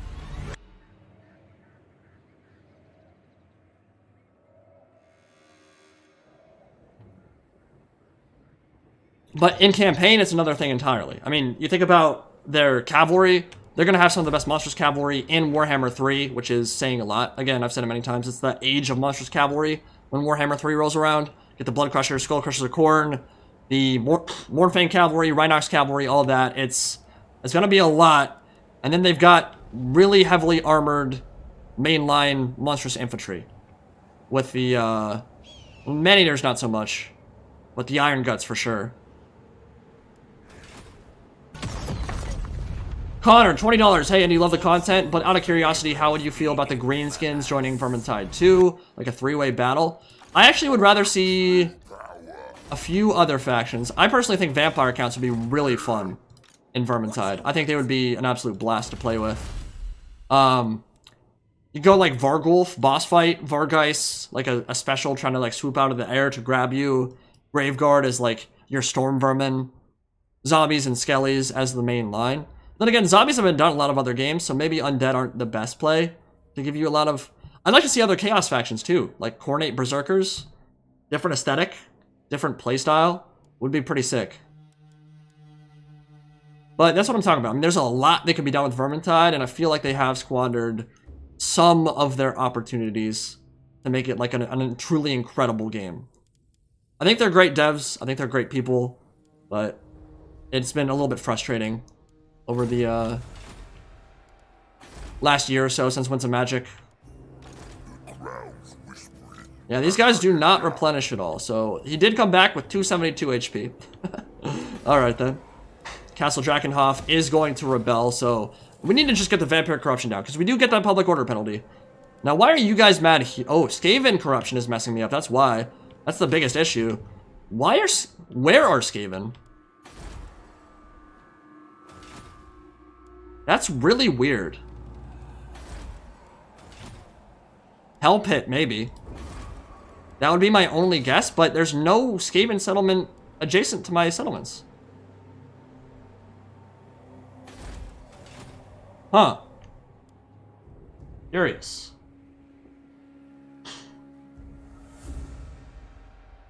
Nicholas, thanks so much, man. Much appreciated. Alright, so Fort Oberstein next.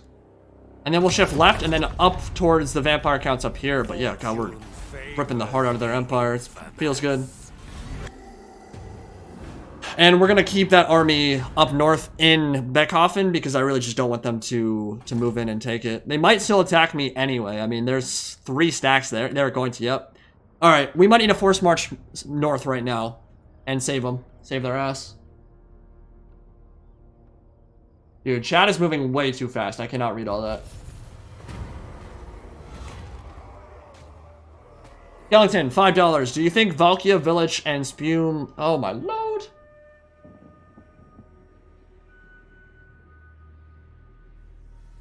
We rolled into Warriors of Chaos faction? Yeah, I do. Well, there's just so many ways they could do it, right? The thing that I've been thinking they'll do is they will create a Chaos Undivided faction for Warriors of Chaos and a Demons of Chaos Undivided faction. Ooh, hello. It's all zombies. I could probably just roll over that immediately, right? Fortune favors the infamous.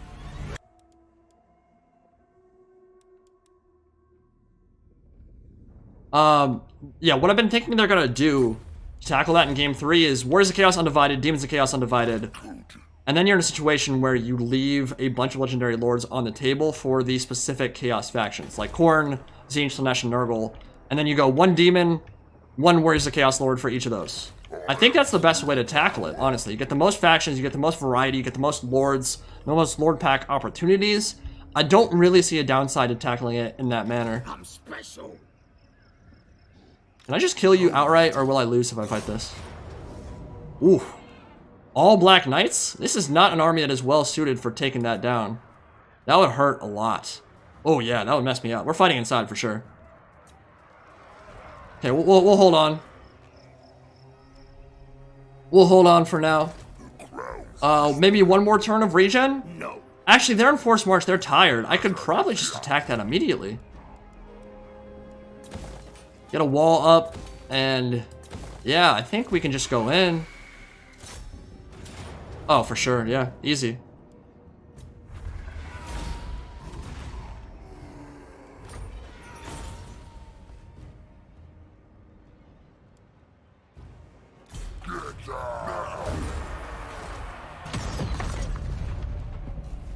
Fortune favors the infamous. You guys are going too fast. I can't keep up. But thank you so much for the support. Much appreciated. Got about an hour left in the stream, too. It's already 11:40. Yeah, we got about an hour left. All right, let me take a look at these. Sorry, guys. I'm falling behind. I'm lagging. Kurt Bradshaw. I think we'll get Dogs of War DLC someday. I'd say right now the chance of that has been damaged by what's been going on. I wouldn't say they're impossible at all, but they're not a game 3 race, dude. Like, it doesn't make sense to put them in game 3, really. I won't say it doesn't make sense to put them in game 3. I'm saying they don't fit with the map. Because their home base, the Southern Realms, are in Talea and Estelia, which is already far to the west. In the middle of game 1 and game 2, so it's an awkward position, for sure. I wouldn't say they're impossible by any means, but... And especially, like, they can fit anywhere because they're a mercenary company, first and foremost, and you can put them anywhere. But I wouldn't say they're even that much more likely than Cathay, for instance. Alright, I think we want to get a Shaman's Hut. Get some Untainted going.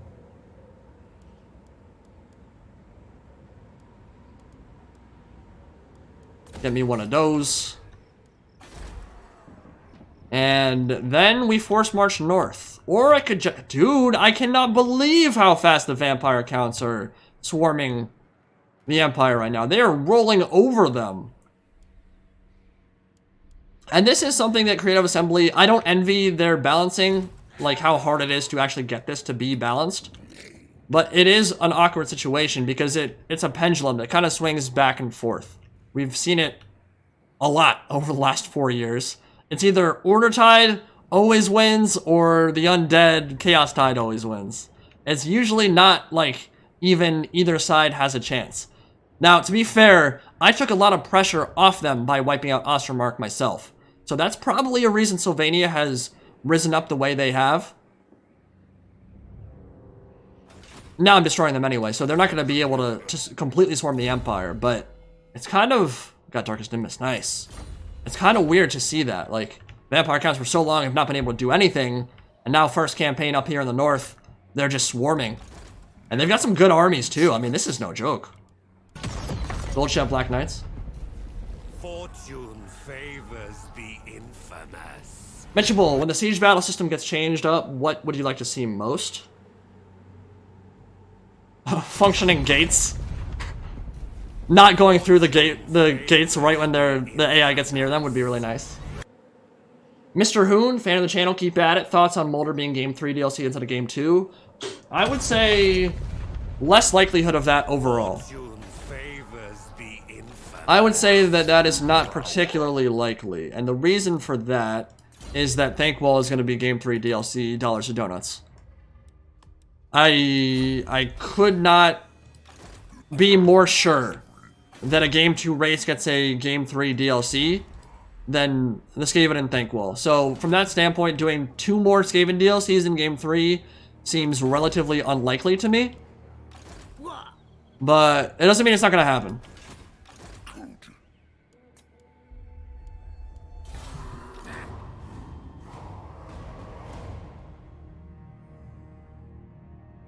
Thank you guys for joining me on this wonderful Monday morning, now afternoon. I guess it's probably evening for most of you. A lot of my viewers are European. And yeah, if you're not caught it already, the battle embargo for multiplayer and stuff opens up tomorrow. So that means I can show off DLC. Now, I'm going to try to do as much content with that as I can, but we'll also have to balance that with campaign. So we're going to have a very, very busy week. There's going to be an obscene amount of content coming your way for sure. Brunks with the $3 twice on PayPal. Do you think we'll ever get an official army painter in Total War Warhammer? Yes, I do. I do. But that would be like a later into Game 3 thing, I think.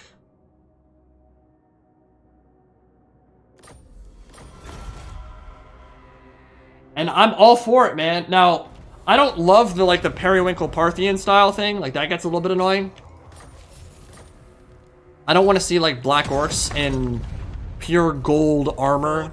Like, there's some awkward stuff you could do there, but being able to customize my tribe the way I want to is nice. And as long as it's optional in both campaign and multiplayer, and you can turn it off, even if your opponent's using their army painter, if you don't want to see their periwinkle, whatevers, like, that's the play. That's the way it needs to be implemented.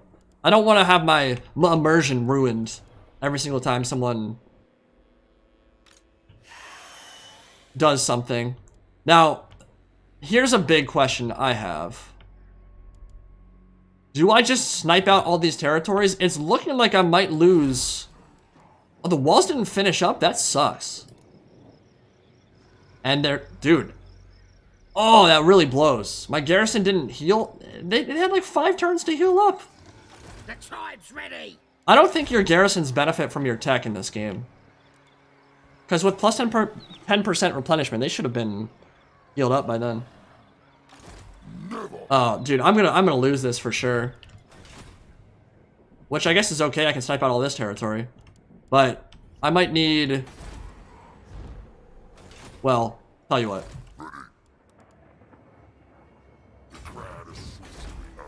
I'm fine to give up this for now. I think all their armies are up north anyway, because I just wiped one out here.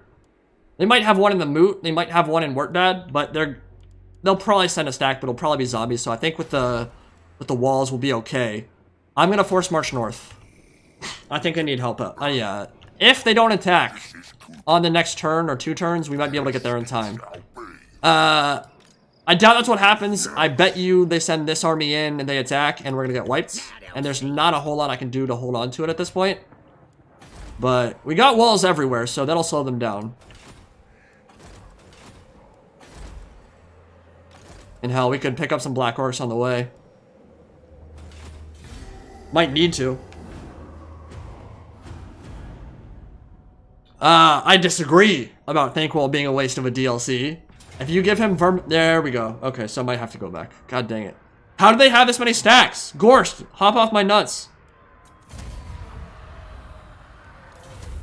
Yeah, I disagree he's a waste of a DLC. You give him Vermin Lords and you give him Storm Fiends, and that's like the least waste of a DLC ever. That's like automatically one of the hypest, period. Okay, they backed up with one of their okay. Alright, we're fine then.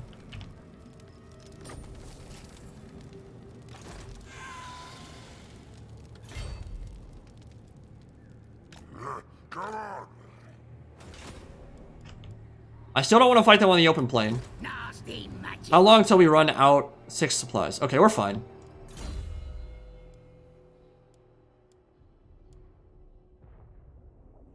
Well, Route Marcher's not useful right now because you're caught up. So either sneaky stabbing or leadership.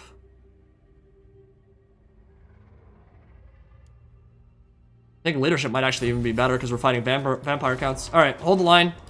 Hold on. Hold on for now. Hold on for dear life. A lot of stacks coming my way, my dude. So there is that rebellion in Drakenhof. I might have to go deal with that too. Yeah, God, Greenskin garrisons are so bad. That is insane.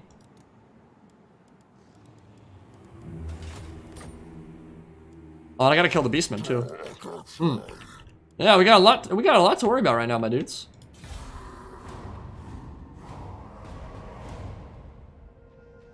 How many more content packs are set for this game? There is only one more remaining that we know of, I think. I think that's in the DLC, when you see the game file stuff. I think there's already one there. There's one more remaining that we know of. That does not mean that that's all there is remaining. We don't even know when Warhammer 3 is coming out. Hell, this could be another year. So, I doubt we only get one more if it's still a year off. But we'll have to see. Hard to know.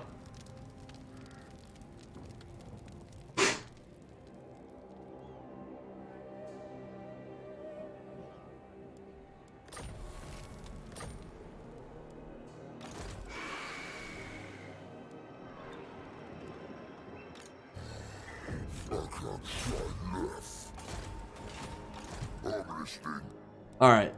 How scary? Oh my god, that's a scary army. I don't want to lose Drakenhof. But if I... if I go south, then I lose... Alright, I think... we can hold on. See what it says. Yeah, we would lose that if they attacked, but hopefully they won't. What we're gonna do instead is get rid of this stack, because I know he'll attack me for sure.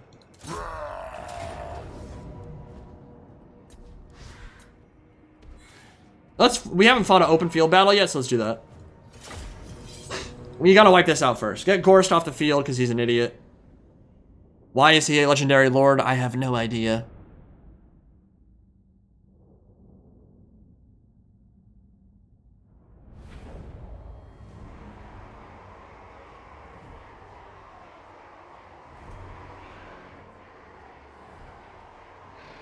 J. Durthu with the PLN 10. Will Throg be able to recruit stone or river trolls? Not that I'm aware of. That will probably be more of a modder thing. But thank you for the donation, my friend. Yeah, I don't think Norska is getting any new toys. Or at least I'm not aware of it, anyway. I've not even looked at their roster, so to be honest, I don't know. But that would be my guess, that they're not getting anything new yet. Norska is an interesting one, because they got a lot of loving with the Game 1 DLC that carried over to Game 2.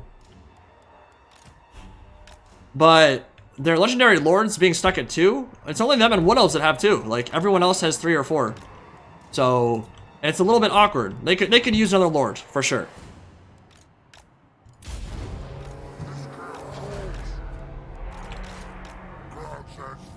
Alright. The best way to get them blobbed up for some Purple Suns and some Foots of Gork would probably be to have Azhag just land in the middle of them. Or maybe the trolls go forward. They don't enjoy getting charged by Black Knights, though. Let's put the trolls up near the front, and then... Well, let's have you start shooting. That would be useful. Yeah, Invocation of the Heck on your... Nice use of your healing, dude. They're already at the cap. Ooh, that's a bad spot for my... Can they fire?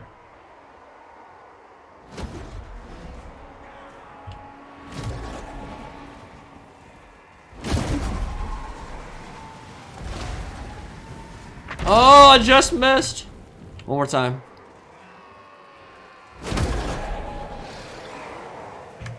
Well, apparently I'm trash at this.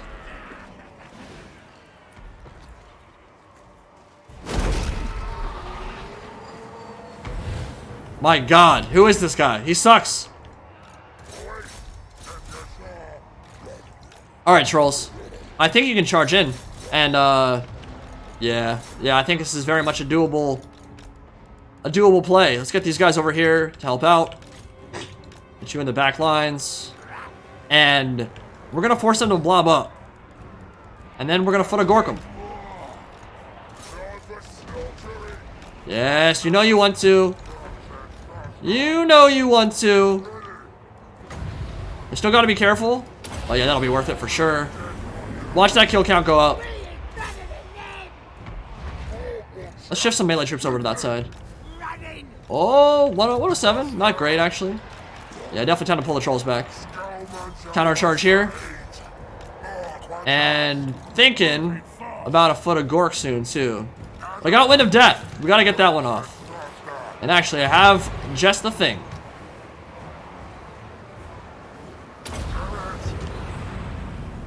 Night is here.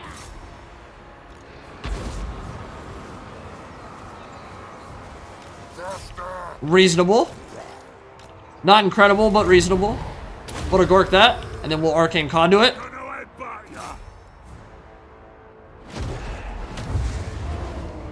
171. Nice.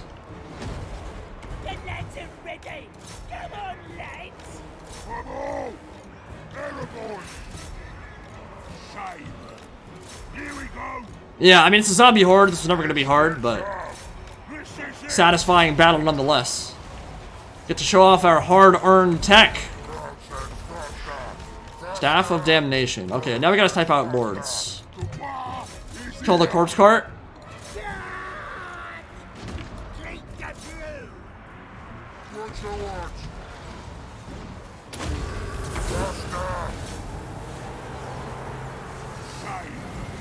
Give him Fists of Gork. And let's not friendly fire him, because that's gonna hurt. Oh my God, the friendly fire is so real. Let's get you out of there. He's got regen.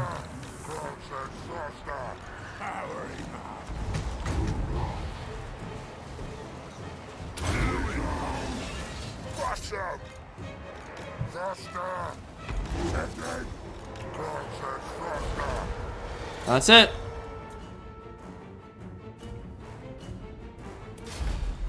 Okay, so we'll take the casualty replenishment because I need to get this army up to shape right meow. And then we're gonna go south and kill these idiots that are attacking Drakenhof. And I might lose it. I'm a little scared they attack right away, but I had to make a choice there, and there was no way to save both. And I was still one turn away from Drakenhof anyway, so I wouldn't have been able to take part in that battle. So hopefully they don't attack, and we can get some nice loot, reoccupy this, and we're in a good position now.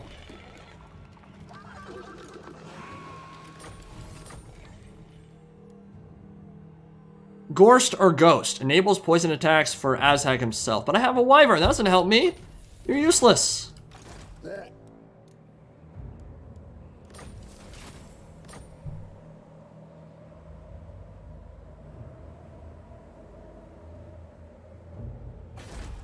Now, thankfully, Carrot Kadrin and Ungrim Ironfist has not been a dick. He's kind of hung out here and not done a whole lot. Again, as I said last time, their ability to confederate the dwarfs has been severely depleted because there are way less dwarf factions with more territories. They have less regions, generally. Zhufbar, I think, had 2 or 3 to start with before. Now they have 1 or 2. they don't have a lot of provinces, and so their ability to snowball from confederations is much lessened. And so Karakadrin is chilling for now, but I wouldn't be surprised if he declared war on me soon. Azhag did not level up, but he did. And now he's immortal! Okay, so he'll go south, and we have to hold on and hope we don't lose anything in backoffen. Skeleton, $20. Nurgle, Rodigus, Rainfather, Festus, Korn, Scarbrand. I don't think it'd be Rodigus. I think it would be Kugath Plaguefather, who is the 8th edition Demons of Chaos Nurgle character, the great unclean one. Mask, I think it'd be Nakari, not Mask, to start. Kairos, I think you're correct. Volkia, I think you're correct. Scarbrand, I think you're correct. And Festus, I think you're correct, yeah. So, most of those, I think, are accurate.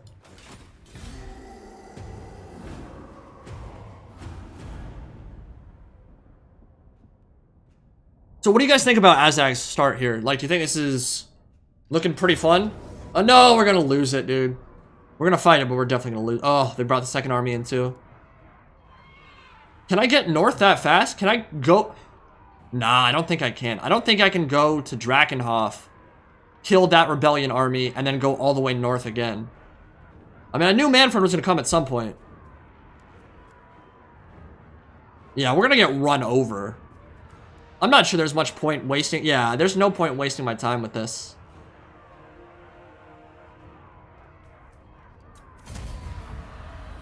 There's no way to win that. I'm limited on my time here. I've got about 45 minutes left, so let's try to get further and skip the unwinnable battles. Okay, so can I get to Drakenhof and north in time? We'll see. Definitely no chaos corruption. Nah, it doesn't matter. Even if I disable the large army, there's literally no way to win that fight with those orc boys. Maybe with Azhags and with the boys fully leveled up, with Frenzy and all that, I could have done some serious damage, but overall, there's just no way. Orc boys are just not even close to good enough to hold on there. Please don't attack me on this turn. Please just wait one more turn so I can auto-resolve you and kill you off. Okay, so Manfred in the north. We got 3 turns to... Yeah, we can't get there in time. So we'll fail the WAAAGH. To be honest, it wasn't that good a WAAAGH. I did it for the army, not for the buff. Yeah, that's actually pretty trash. So, not that big a deal. Might hurt me on this bar, though. We'll get some public order penalties and stuff at the start as soon as the WAAAGH technically ends. No, you failed. Why is there Skaven corruption, dude? Garrison's fine now. So they got Black Orcs, so yeah, I can't lose that at this point. Graziak is fine. Level up this growth. And make sure we have fully leveled walls everywhere. And get that untainted up too.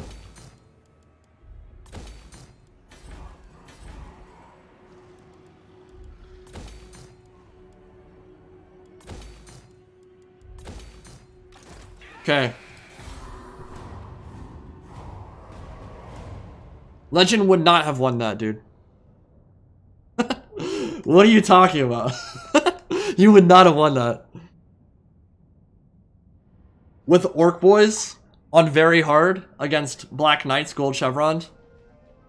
And then a full second stack of like Crypt Horrors and Vargheists and Vargals. Yeah, probably not.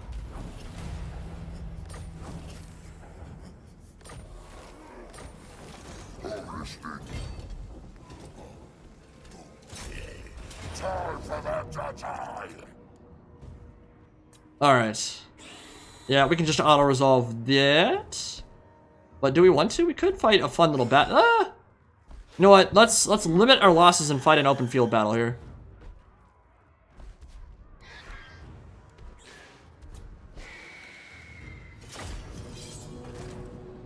Gotta be careful, because our Orc Shaman or Azhag could get gooned out by the Vargheists or the Vargals if we land in the wrong spot.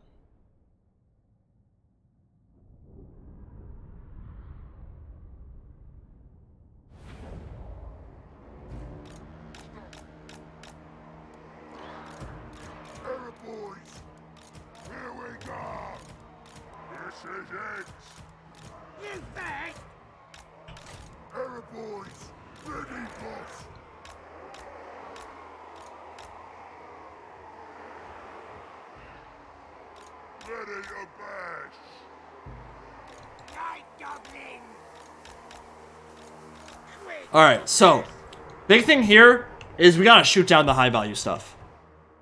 The Vargeist and the Vargos in particular don't really want to commit into melee with them, and there's no real point in vanguarding either.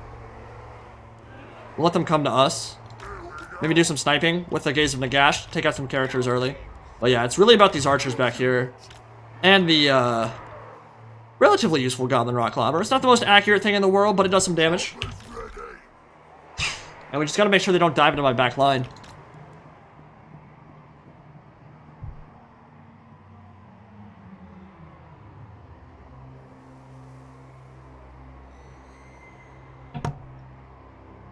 Which Lord of Greenskins is best? Okay, so here's the thing about the new star positions. I think Azhag's is easier than Grimgor's, honestly. You are shoved up against the side of the map, and to the east there is nothing until game 3. So you don't have to worry about the Chaos Dwarfs, you don't have to worry about the Darklands, you don't have to worry about Lamia or the Silver Host and Neferata, who I presume will come in game 3 and be in the Northern World's Edge Mountains. You don't have to worry about any of that. You only have to worry about your west. So that's the Empire, and it's the Vampire counts at the start. Pretty much it. And Karak Katrin. Grimgor is in that Thunderdome part of the map where it's all dwarfs and Skaven and enemies and lots of crusades coming to the Badlands, and all the settlements are super close to each other, and they can underway in and sneaky cap your capital at any point. I think Grimgor has a much harder start. Who's the best Lord now?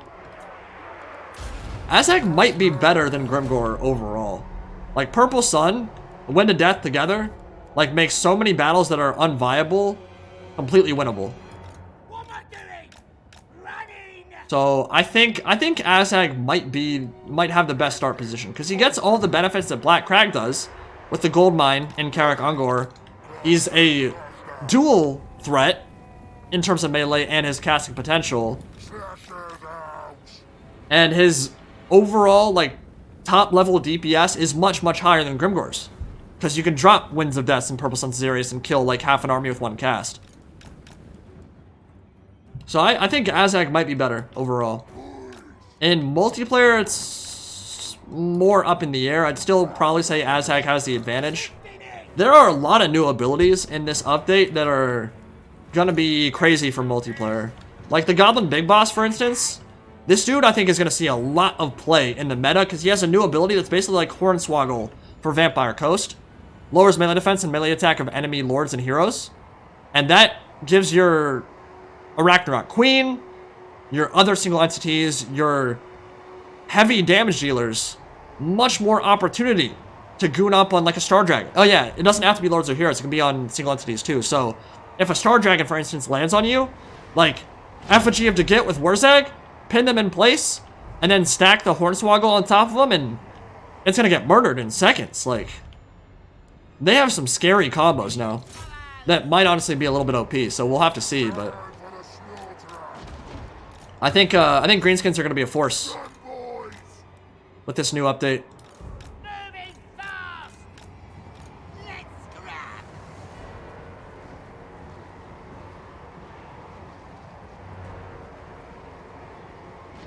Yeah, the fermented fungi is also another one that might be a little bit, CA being a bit overzealous, might be the best way to put it. But we'll have to see. I mean, 150 meter rampage is crazy, but it doesn't cause them to rampage, and that's one thing that I think a lot of people forget. It doesn't cause them to rampage, it gives them the rampage trait. They then need to take 25% damage before they will actually rampage. So if you're casting it from 150 meters away, it doesn't matter, because they're not going to immediately, like, turn into some frothing at the mouth berserker. That's not how it works. We're going to keep trolls in the back line here, and more infantry, and layer that defense. Oh, I could send the Goblin Big Boss up to just tank the whole horde. That might be the right call.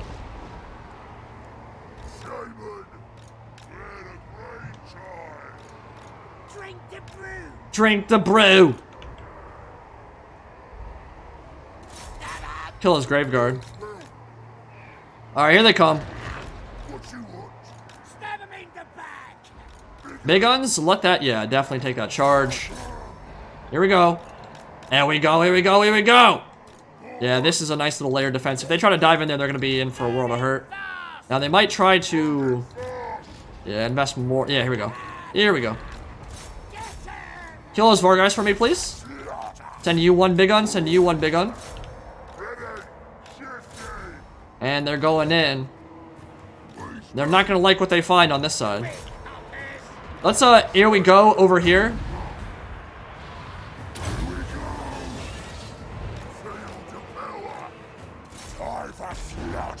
Send the trolls in. Get these archers back if we can. Moving fast. Soul Blight this. And then we'll Wind of Death on the front line.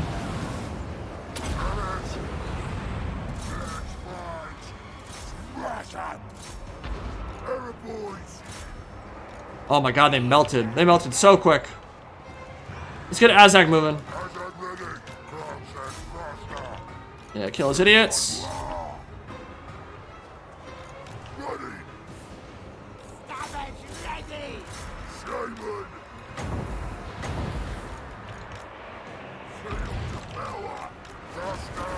Next on the agenda, kill those Vargulfs.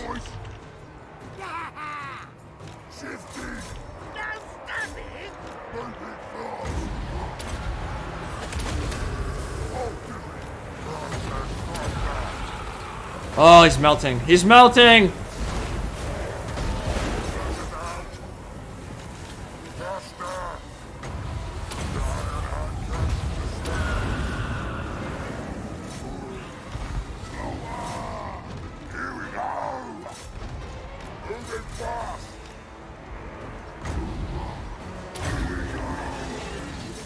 Kill the Vargulf, and then we're gonna be in good position. I don't think they can win this.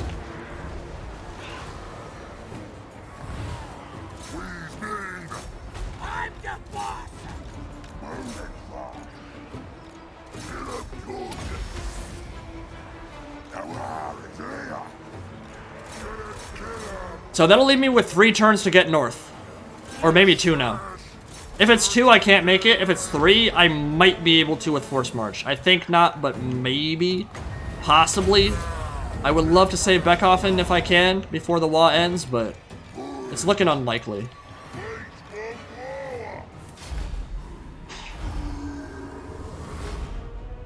Dude, I can't wait to show you guys Altharion and Grom. I think they're going to be really fun. Especially with their start positions, which CA might make an announcement on something today. I don't know what that would be. They usually do that start position thing relatively close to launch. I expect it sometime this week. If someone wants to check Reddit right now and see if they've made any posts today, let me know. Because if they do, I might just make a video after the stream is done and try to get that up today as well. But yeah, their start positions are pretty unique and interesting.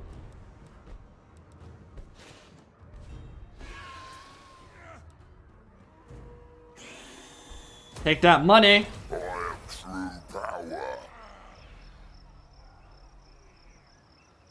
Okay, we've got about 25 or 30 minutes left. So what can I do in the meantime? Yeah, I've got 2 turns. Impossible to get north now. But we'll head that way anyway, because we got to. So we cleared that up. Rebellion is... yeah, that Vampiric Corruption's dropping real fast. Templehof is gonna rebel. And they're moving in now. So secondary army is gonna start getting built here. And now we can go for Black Orcs. So I think we'll go Orc Warboss instead. Actually, movement range is nice.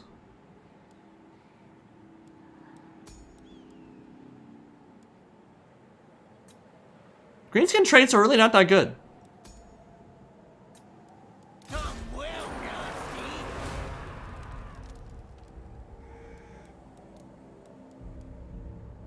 Be 400. Let's just do that. Black Orcs are super good versus vampire counts, And then once these are done, we can move on Karak Ungor and save that. That might not be the easiest fight. It's looking like they have a lot of Plague Monks and Plague Claw Catapults, so... You would like to think you can't lose this garrison. We do have walls, too. Yeah, I think we'd be fine no matter what they send our way there. But we'll see. Might not have time to fight that anyway. Alright, what do I do with you? Miscast chance is... Let's go to boys. We're gonna get Black Orcs in our army soon.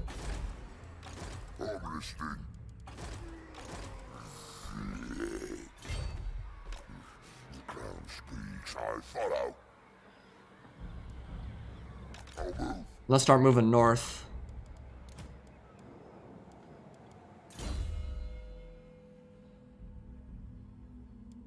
So one thing I really like about the raiding camp stance with the Greenskins is this is really thematic. If I wanted to encamp and get better replenishment right now, I'd put myself in a position where I'm raiding my own territory and I'd lose all income, which is very Greenskin-esque. I think that's actually a really nice touch. So that's not worth it in Drakenhof right now because I'd lose all my money for a little bit better replenishment. So we're not going to do that. And instead, we're going to go north and deal with Raynor Ratep and Manfred, who's chilling in the north as well. So I'll probably lose a couple more of these settlements, but they can defend themselves okay if it's one stack. And then we'll just swoop in and wipe them out with the Black Orcs that are coming in too.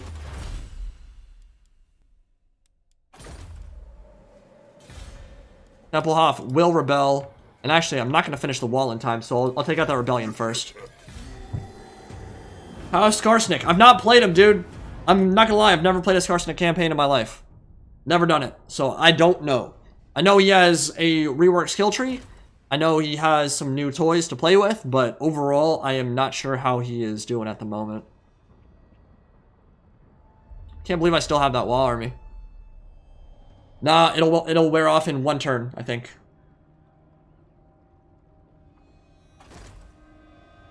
Ooh. Okay. If I can easily auto-resolve it, then I will. I cannot. Wow, dude, that's brutal. That would mess me up bad. I mean, I'd win, but it would hurt. So, no reason to take that fight yet. We'll wait till the Black Orcs are ready and then come in and sweep them off the map. Azhag is here. What you want, Code? Yeah, they're on their last legs now. They're not gonna be around for long. That's Walt? Damn.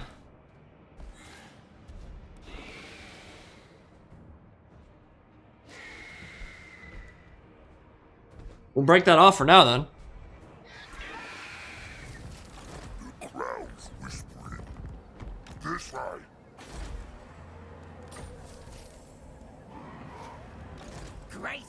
Yeah, and this is what I'm talking about right here. See, like, Khazid Arculaz is the only way I can get attacked from behind. The only way. So if you compare that to Grimgor start, where you can get attacked from, like, 5 different factions, from the south, from the north, from the east, from the west, I think it's a much more stable starting position. With that said, vampire counts are swarming like crazy right now, and I need to get that second stack up quick. Drakenhof is looking good now. We'll upgrade this. Yo, Cookies, what is the race you're most hyped for in Game 3? I really want to see the Warriors of Chaos get their rework, like, really bad. They've needed it for so long. Having the God-marked units is going to completely change everything about them.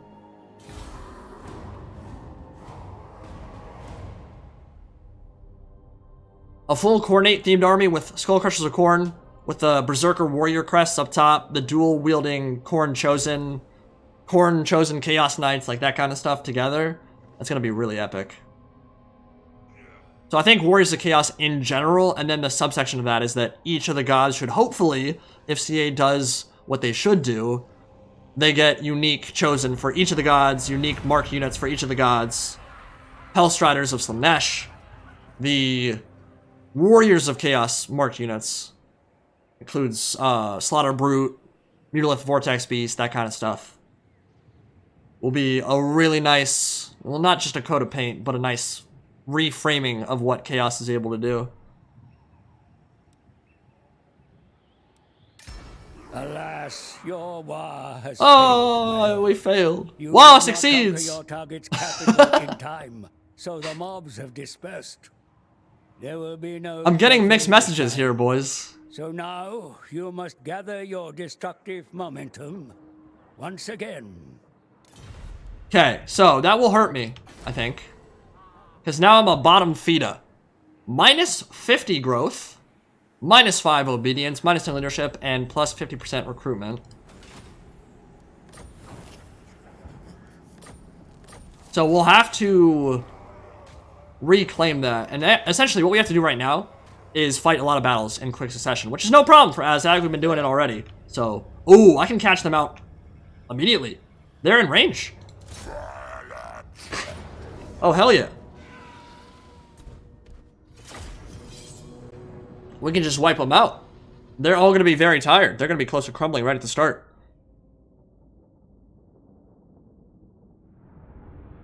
Nagash, how do I think they'll add him? I think he needs his own faction, right? He needs a confederation mechanic that allows him to recruit Neferata, Manfred, Vlad, all that stuff. And playing Pokemon with the Vampire Count's Lords is really how it should function with him, right? Like, that's exactly how it should go. But in terms of, like, his overall campaign prowess, his power, well, it should revolve around his Morghast. His Morghast, Harbingers and Archai are the two unique units that he has. And then a combination of Tomb Kings and Vampire Counts units. So I don't think he'd be a DLC faction. I think he'd be a Lord Pack faction. Is probably the way to handle him. He wouldn't be like a... He wouldn't be a campaign pack, rather. He'd be a Lord Pack. But you get him in a situation where he starts out maybe kind of weak. Kind of like Voldemort after the rat wakes him up. Resurrects him. On the back of Professor Quirrell's head and the Sorcerer's Stone, essentially. Starts out pretty weak, and then as you gain power and momentum, you become more of what we've known as Nagash in the lore. That force of nature. That essentially godlike being that he becomes.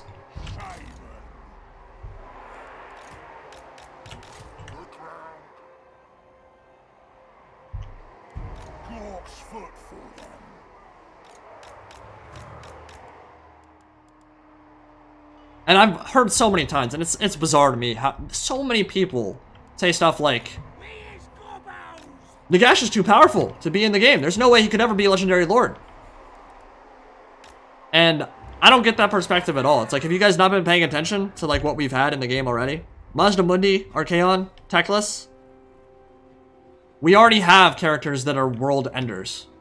Like literally, one of the first lore blurbs for Teclis is that rumors are he is close to surpassing Nagash in power, or rivaling it anyway. Like, the characters we already have in the game are already forces of nature. Mazda Mundi can move mountains with his mind, dude. There is nothing that Nagash can do that is like too much for the other characters. Now he'd obviously be one of the most, if not the most powerful lord in the game. But that doesn't mean he's unviable as a lord.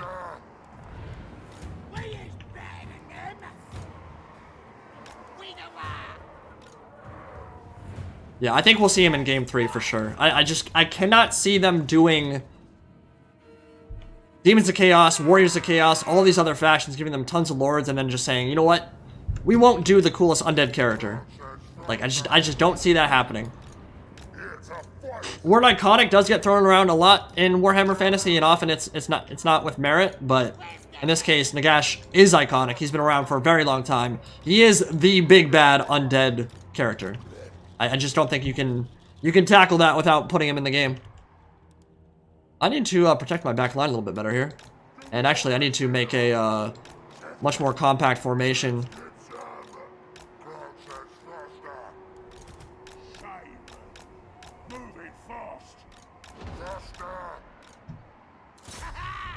Yeah, keep flanking, see what happens, bro.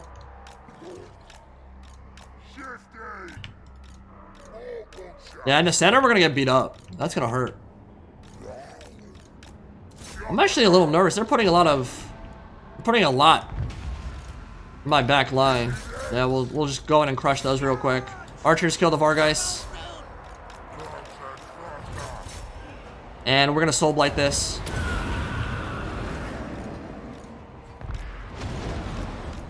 Are you guys back? Yeah, murdering them. Okay, so they went in a little too early. Larry McFort, $2. How would you like to see Thankwall implemented? With Storm Fiends and Vermin Lords. I don't know what I'd like to see out of his campaign mechanic. That's a little bit in-depth for me right now. I'm not sure I could come up with any good ideas at the moment. Alright, let's send those in. Keep you back here. Oh yeah, they're melting. Pull you back.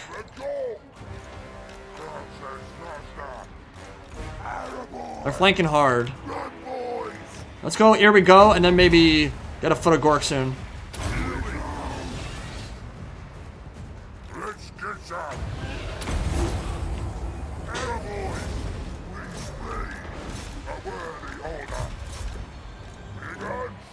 Fanatics away! Who can we stab?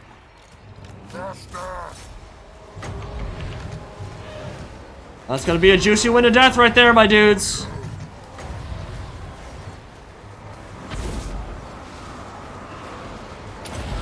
It is Graveguard, they got a little bit too much armor, so I guess that wasn't amazing, but I will take it. That Purple Sun will be good.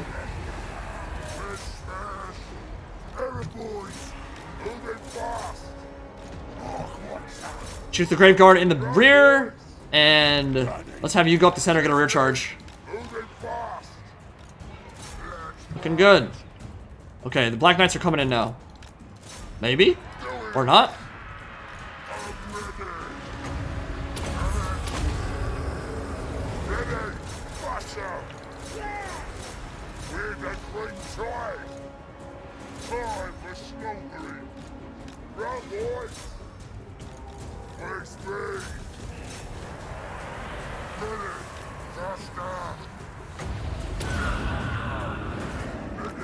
Perfect.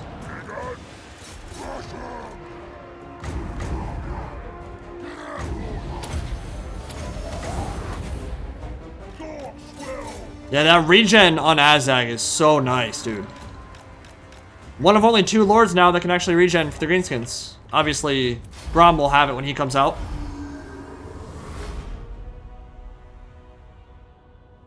Why are you typing use Azhag to kill a Lord WTF as you see me killing the Lord with Azhag? What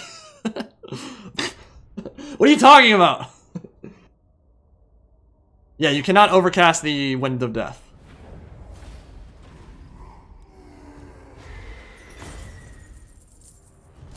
Perfect. Alright, so I didn't take too many losses there. Might lose a Orc Boy, but that's no big problem. They might move on Templehof this turn, but I don't think they'll take it right away. We do have walls, so we'll be fine. And there are some vampire counts moving in. So yeah, the corruption is starting to get bad. So, the secondary army is... What? Oh! Wow, I missed that one. Duh, it makes sense. So our recruitment center, where the Black Orcs were being summoned from, got attacked. So I can no longer recruit them.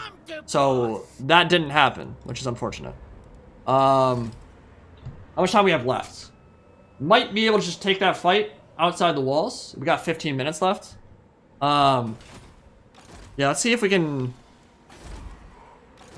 I'm a little nervous about all those Plague Claws. What's my mobility looking like? I have cab, right?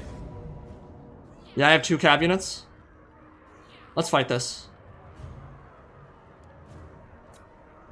Yeah, Black Orcs will mulch the center. All I have to worry about are these. These will mess me up if they're allowed to fire. But I'm not going to let them if I can avoid it. That is a Gracier of Plague. Thank God it's not Ruin. Warp Lightning is so annoying. The AI is way too good at using it. Brightest Light, $2. Ideas for Nagash, Arcan Interaction in Campaign. And Liam O'Cleary, do you think CA will incorporate End Times lore? Well, they've already added some End Time stuff. A lot of the Mistwalker units are from the End Times. for Altharion. Fortune favors the infamous. So yes, if you're talking lore like storylines, like does Malekith become Phoenix King? No, that ain't gonna happen. We're not gonna see that. I don't think. Favors the infamous. But if you're talking strictly like, will there be end times units and lords? I think so. Yeah, they've already done stuff like that. And Nagash is frankly end times. So if I expect end times stuff, if I expect Nagash stuff, which I do, then we will be seeing all of that for sure. Is it just me or is use me like the most awkward?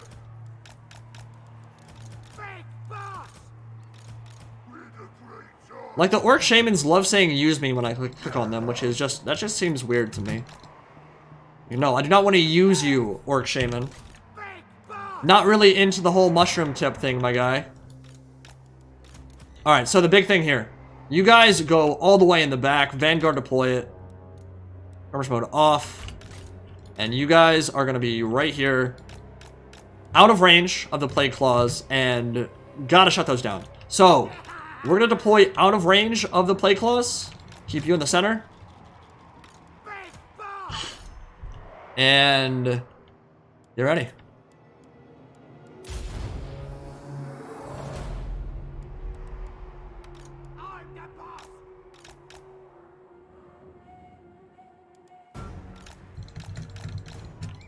Ooh, I'm gonna be in range of that soon, so I'll pull back. And we'll double fast forward to get them to come my way a bit. Wow, oh, hello.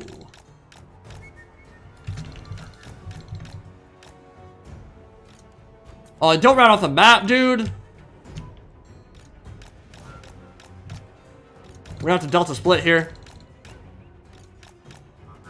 Alright, let's go. The plague claws are not facing forward now, so we can just go in.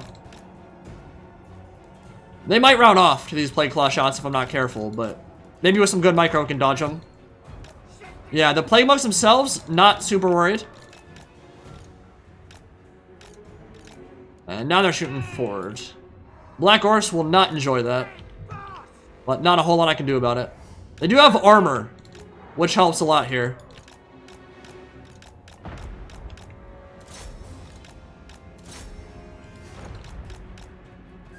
Oh, yes, that's hurting a lot. Maybe pull them back. Do some dodging. The big guns go first. And about to tie all those down.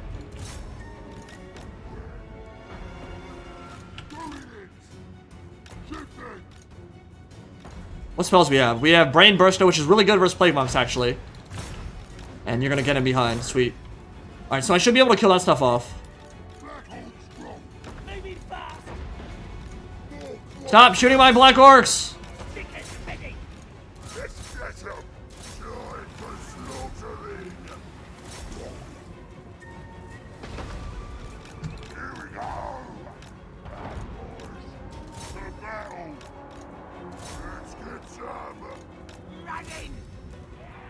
Here we go!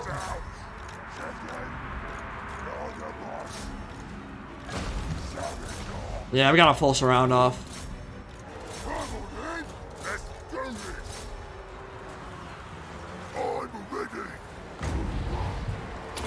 Brain Burster should be really good here for clearing them out.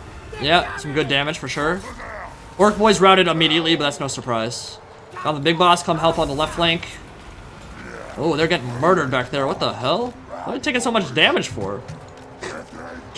Alright, kill that.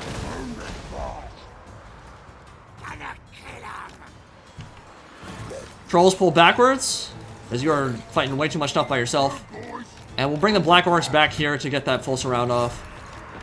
Pull some of them away from the front line. Definitely get out of the square formations, because if they land a good shot, that'll hurt like that. Yep. When you're in square formation, artillery really messes you up. Wasp pops. And let's start rolling this line now.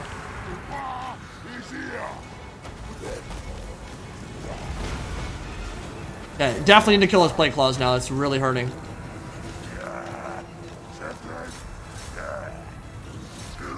Get in there. Smash that. Crump some gits.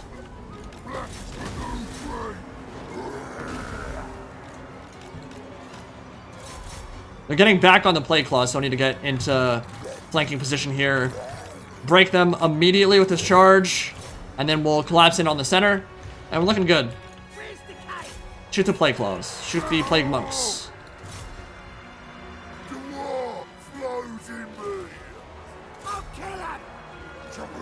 Yeah, we'll keep them tied down.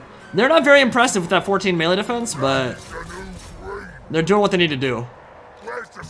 Full surround off, and that should be a route pretty quick here. There are some gunner runners I have to worry about. They hurt, because most of my stuff is low armor, but yeah, we're into the back line now. It's looking real good.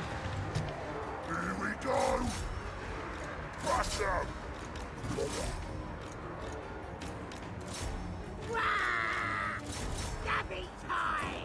When I gets there, I'm gonna stab. Yeah. Show us the enemy. The Black Hawks will win. The Black Horse will win. I love the Greenskins voice acting in this game, dude. It's so beautiful. Crush 'em. The lads.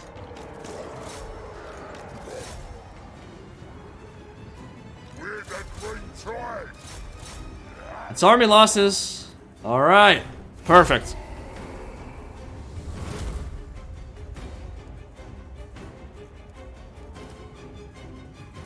Finish off those plague monks and we'll call it a game on that one. Yeah, buddy. Plague claws too. Those are annoying as hell. I can't believe it had... I don't know... Do you guys know where the Skaven came from there? Where the Skaven corruption is even happening from? Like, obviously it's a rebellion, but I'm wondering, like... what settlement that corruption would be coming from. The closest Skaven settlement now is Hell Pit, I think. And the only way they could spread it is from adjacent territories, so maybe they have one like further south, like near Mount Goodbad. That's like the only thing I can think of. But Skaven being there this early would be weird. That'd be really weird. Morgheim is the other one, but I took that super early. Cameron Cole, $2. Odds on an MP overhaul. I agree, they do need to think long term, and I think multiplayer is one of the best ways to grow a game. So I do think they should invest in it. Do I think they'll invest a lot in it in Game 3? I don't know. They have so much content to worry about anyway.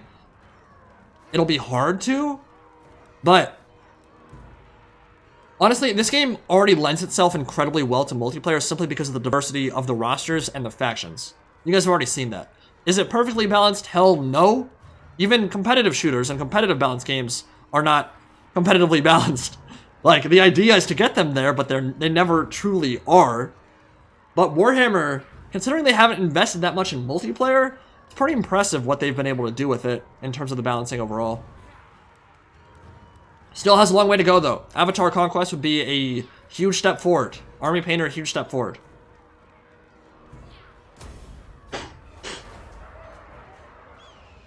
Oh, is there an Undercity? That could be. No, I don't think it's an Undercity though. Cause I don't think, like, there's a Skaven army in the settlement and I'm still lowering the corruption overall. Do they have, I guess they have that building that allows you to search for them, but I don't want to, that's not a good use of my time to invest in that. Yeah, it's this thing. Rat Trappers. Yeah, I don't want to buy that. Also takes 8 turns to build. What in the ass? That's insane. Boss of them night goblins. Night gobbo war boss.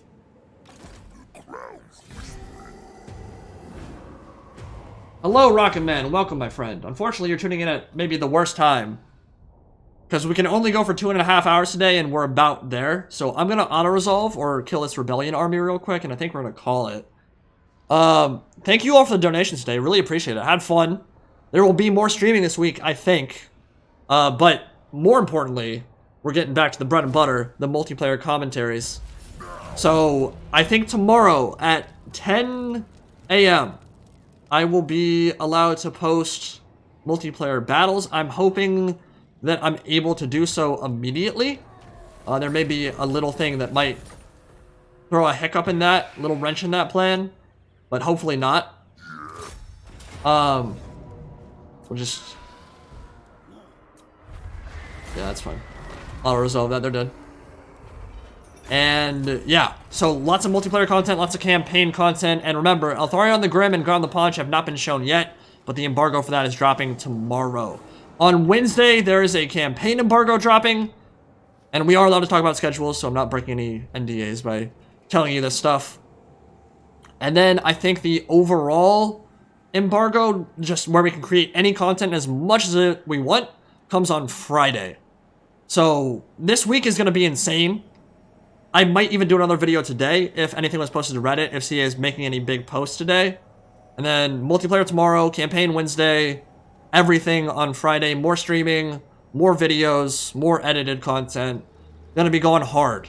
So hope you guys enjoyed, and hopefully that stupid ass thing with live streams on YouTube will not happen again. There's still not been the first 30 minutes of that last stream I did with Grimgor. Still hasn't shown up for me yet. And I think it hasn't shown up for some of you guys as well. It's less of an issue on the shorter streams, so 2.5 hours should be in the sweet spot that this goes up later today. But thank you all for joining me. Thank you so much for the donations. Let me check my donation history real quick, make sure I did not miss anyone.